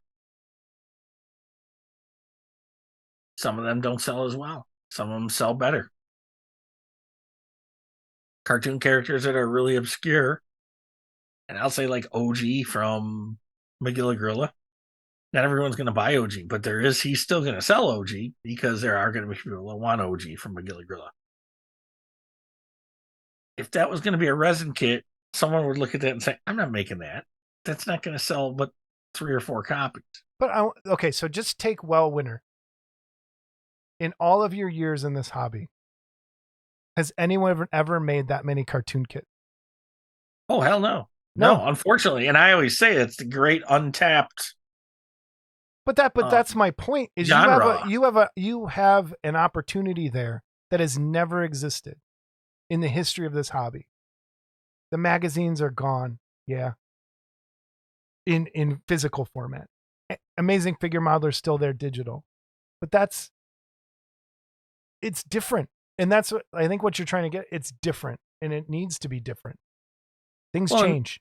And again, you talk to people that are digital sculptors now that got on board and said, I was losing jobs.